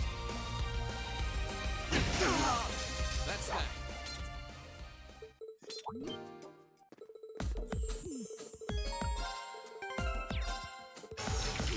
Then with this fight, the maid can be really annoying, but she didn't get a turn, so it's fine. Yeah. So we just ruined their day because we have Tauros.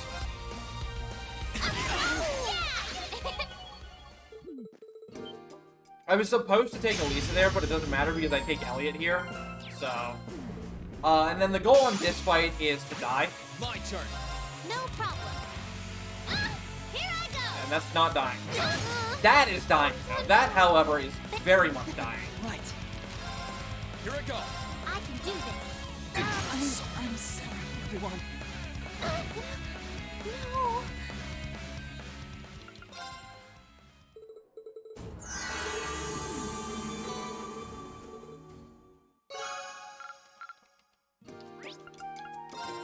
Whoops.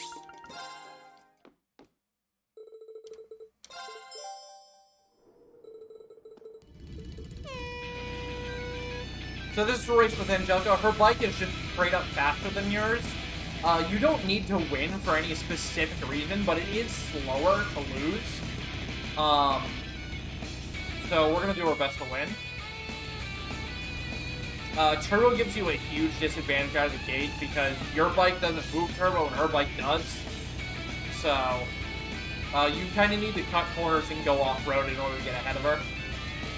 Like, she will always stick to the road, so your recourse is, like, right here where she goes really wide, you just go straight through. And you typically don't smash into a wall, but, you know, it happens.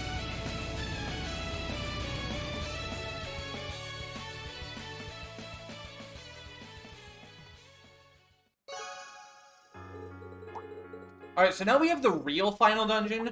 I was explaining earlier how this dungeon works for those who do know. For those that don't, if you've ever played Persona 3, it's basically Tartarus.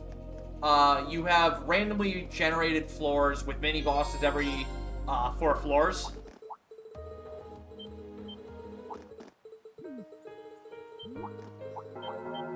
But the gimmick of this dungeon is you get to use the entire cast of the game.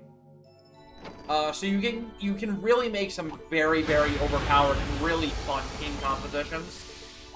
Which is why I think this is actually pretty great. Lisa Feast, and you, and Gaius.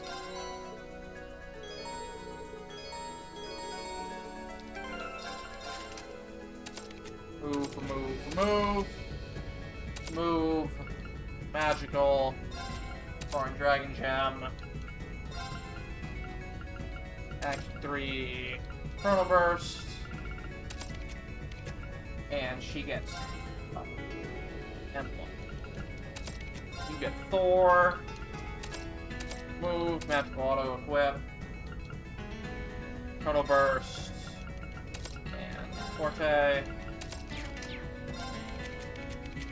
There gets Tauros, it's not to get that. Talk to Georgie. Get all the money from Georgie.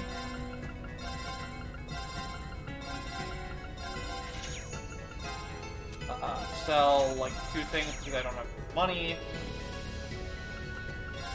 Purchase the silver mirror, equip the fee. So the mirrors are extremely expensive items that allow you to use a guest character. The one we bought allows us to use Ricia. So the first thing I'm going to be doing when I get to these floors is just turning the camera around, trying to find the elevator to the next floor.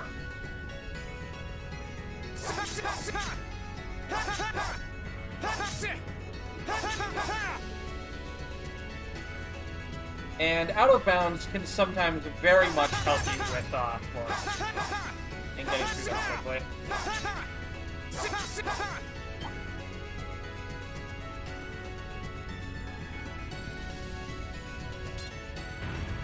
We must still have a ways to go. So if you use a mirror, what happens is basically none of the base characters' stats matter or quirks matter. The only thing that matters is their level.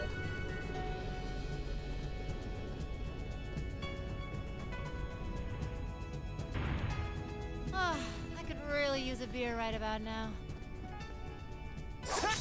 So this is where the first mini-boss is supposed to be. There's supposed to be a cutscene and everything. But, you know, as a speedrunner, we don't like watching cutscenes. Or going out of bounds. Reen, buddy. Reen, thank you. Thank you, Reen. So the game, since the floors are procedurally generated, the game can't really, and the elements are seemingly random. The game can't really tie any plot flags to seeing the monster summoning cutscene and like letting the player know there's mini bosses. So you don't. That's like one of the only cutscenes in the entire game that we can actually skip.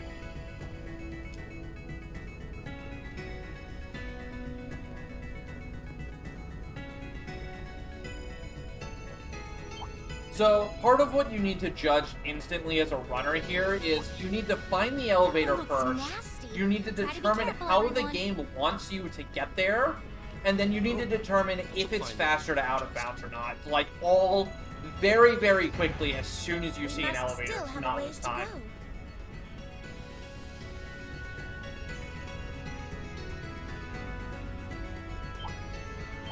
That's a real beast of a monster.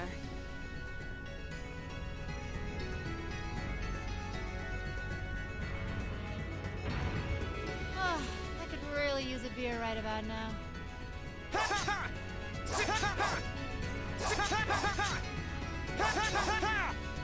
Alright, that was better than the first one.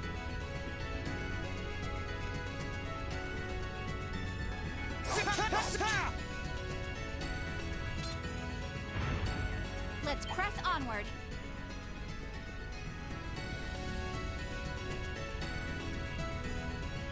Shoot. Don't actually know what the floor wants me to do here. I don't know if this works out. It looks like it does work out. Okay, it does. Cool. Out of bounds is very strong here, yes.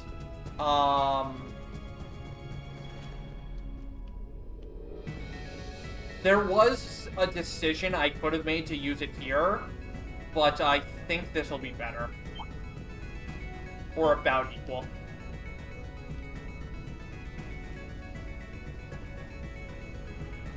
I wonder how much longer we have to go. There.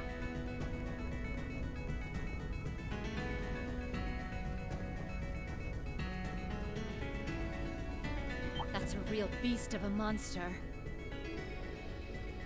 Overall, this is, except for that first out of bounds at the boss, this has been a really good Reverie corridor. In terms of floor layouts, they've all been pretty okay. With even some fast ones thrown in there. Finally a place to rest.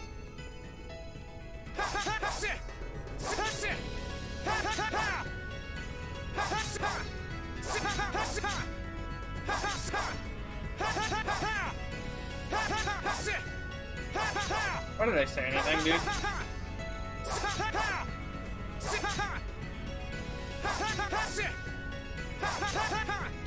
Range, go through the wall, please.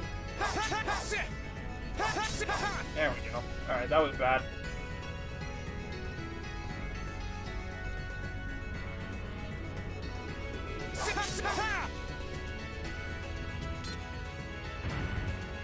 Let's press onward.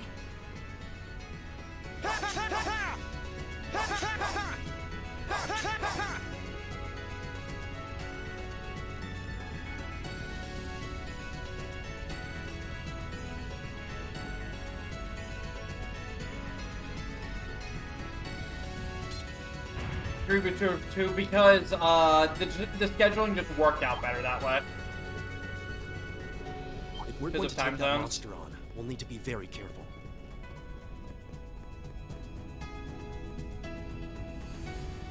I wonder how much longer we have to go. Gamble this. Okay, I gambled correctly? With a fearsome opponent, do take care. Nope, I gambled wrong. Uh-oh. Right. Farewell.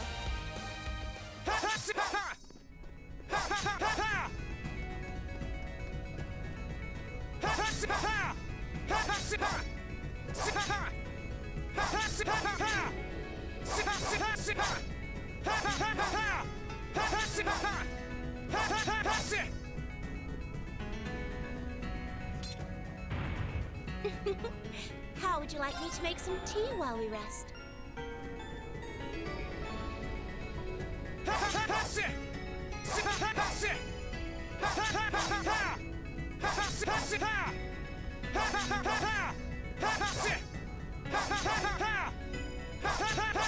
Yep, it's gonna be CS4 after this.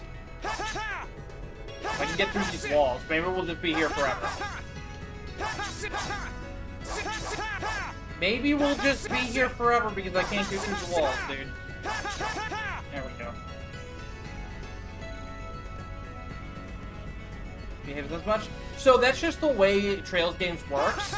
There's no gravity if there's no collision beneath you.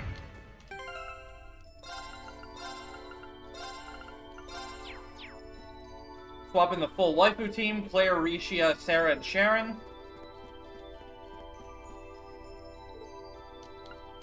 Also, I forgot to give this to Sharon. That's very important. You don't actually need it, but it's a great safety backup.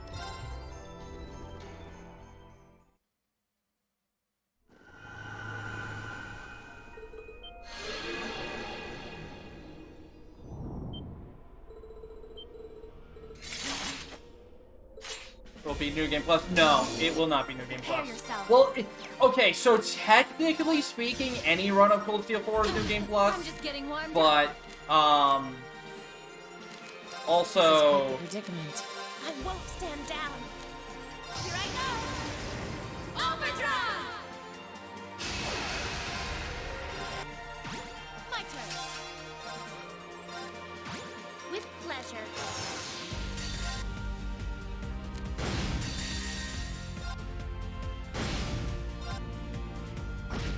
May I? Because in order to do CS4, you need to have a save file, so technically, it's New Game Plus, but also not. With pleasure.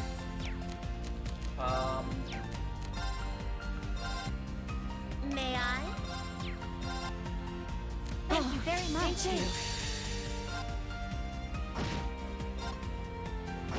With pleasure. With pleasure. May I? Thank you very much. May I?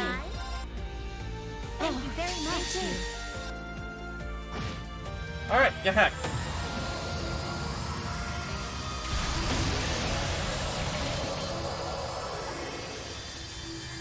Alright, so can one of the... Actually, since I forgot about the poll, what do you guys want to listen to? Credits theme or absolute bangers?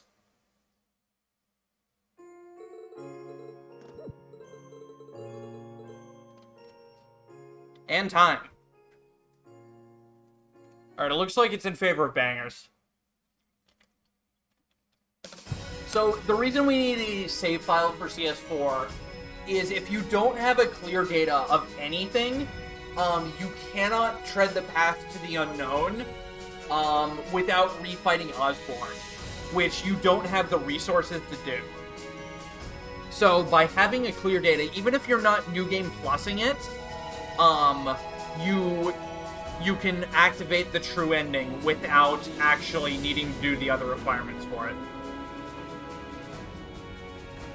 Alright, so since you all voted for absolute bangers, we're going to skip the credits here, and I'm going to show off what I wanted to in Roar.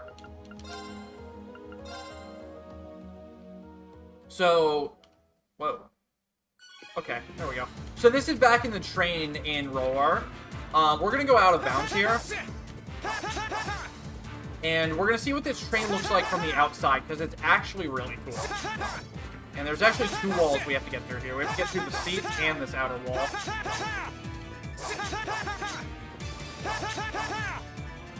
So this is actually just a moving background in a stationary car.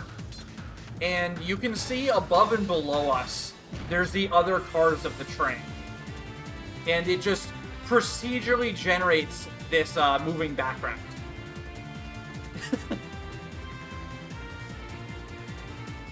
I think this is a really clever way to have designed this area.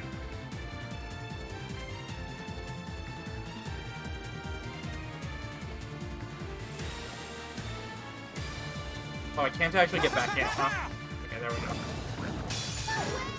Alright, we didn't get Sarah here, so we might just die, but we don't really care at this point.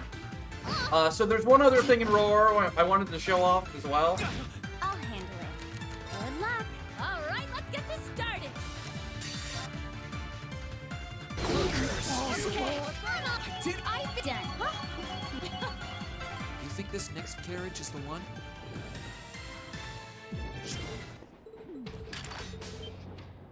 Unfortunately, we have to progress a little bit further, just basically past this fight to see the other thing. So this one I do not recommend trying, because if you do this on your own save file and you save, you literally cannot complete the game.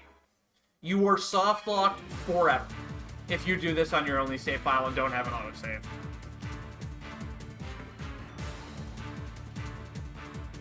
So we're going to go into this elevator here. And you'll notice this elevator is a cutscene. So what happens if we go back into the elevator? Whoops. That is not what we wanted to do. We wanted to go back into the elevator.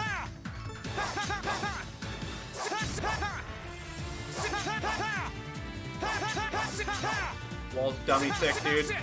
The wall is dummy thick.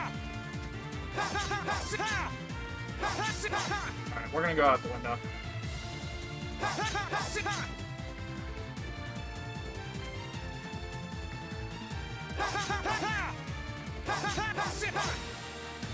So now we're in this elevator, and it's literally just, you're in a cutscene. And if you exit, you are now in Rhineford HQ. You're in Roar, you can do whatever you want here. But I can no longer go back to that dungeon. I cannot go back to that dungeon. There is no way for me to go back there. Because if you take this, you go to Elisa's home. Like, you get the cutscene, and then you're just in Elisa's home. And I can't do anything. There is no way for me to ever get back into that dungeon. So, this is a completely softlock save. Like, I can leave. I can go talk to these guys. I can leave Roar.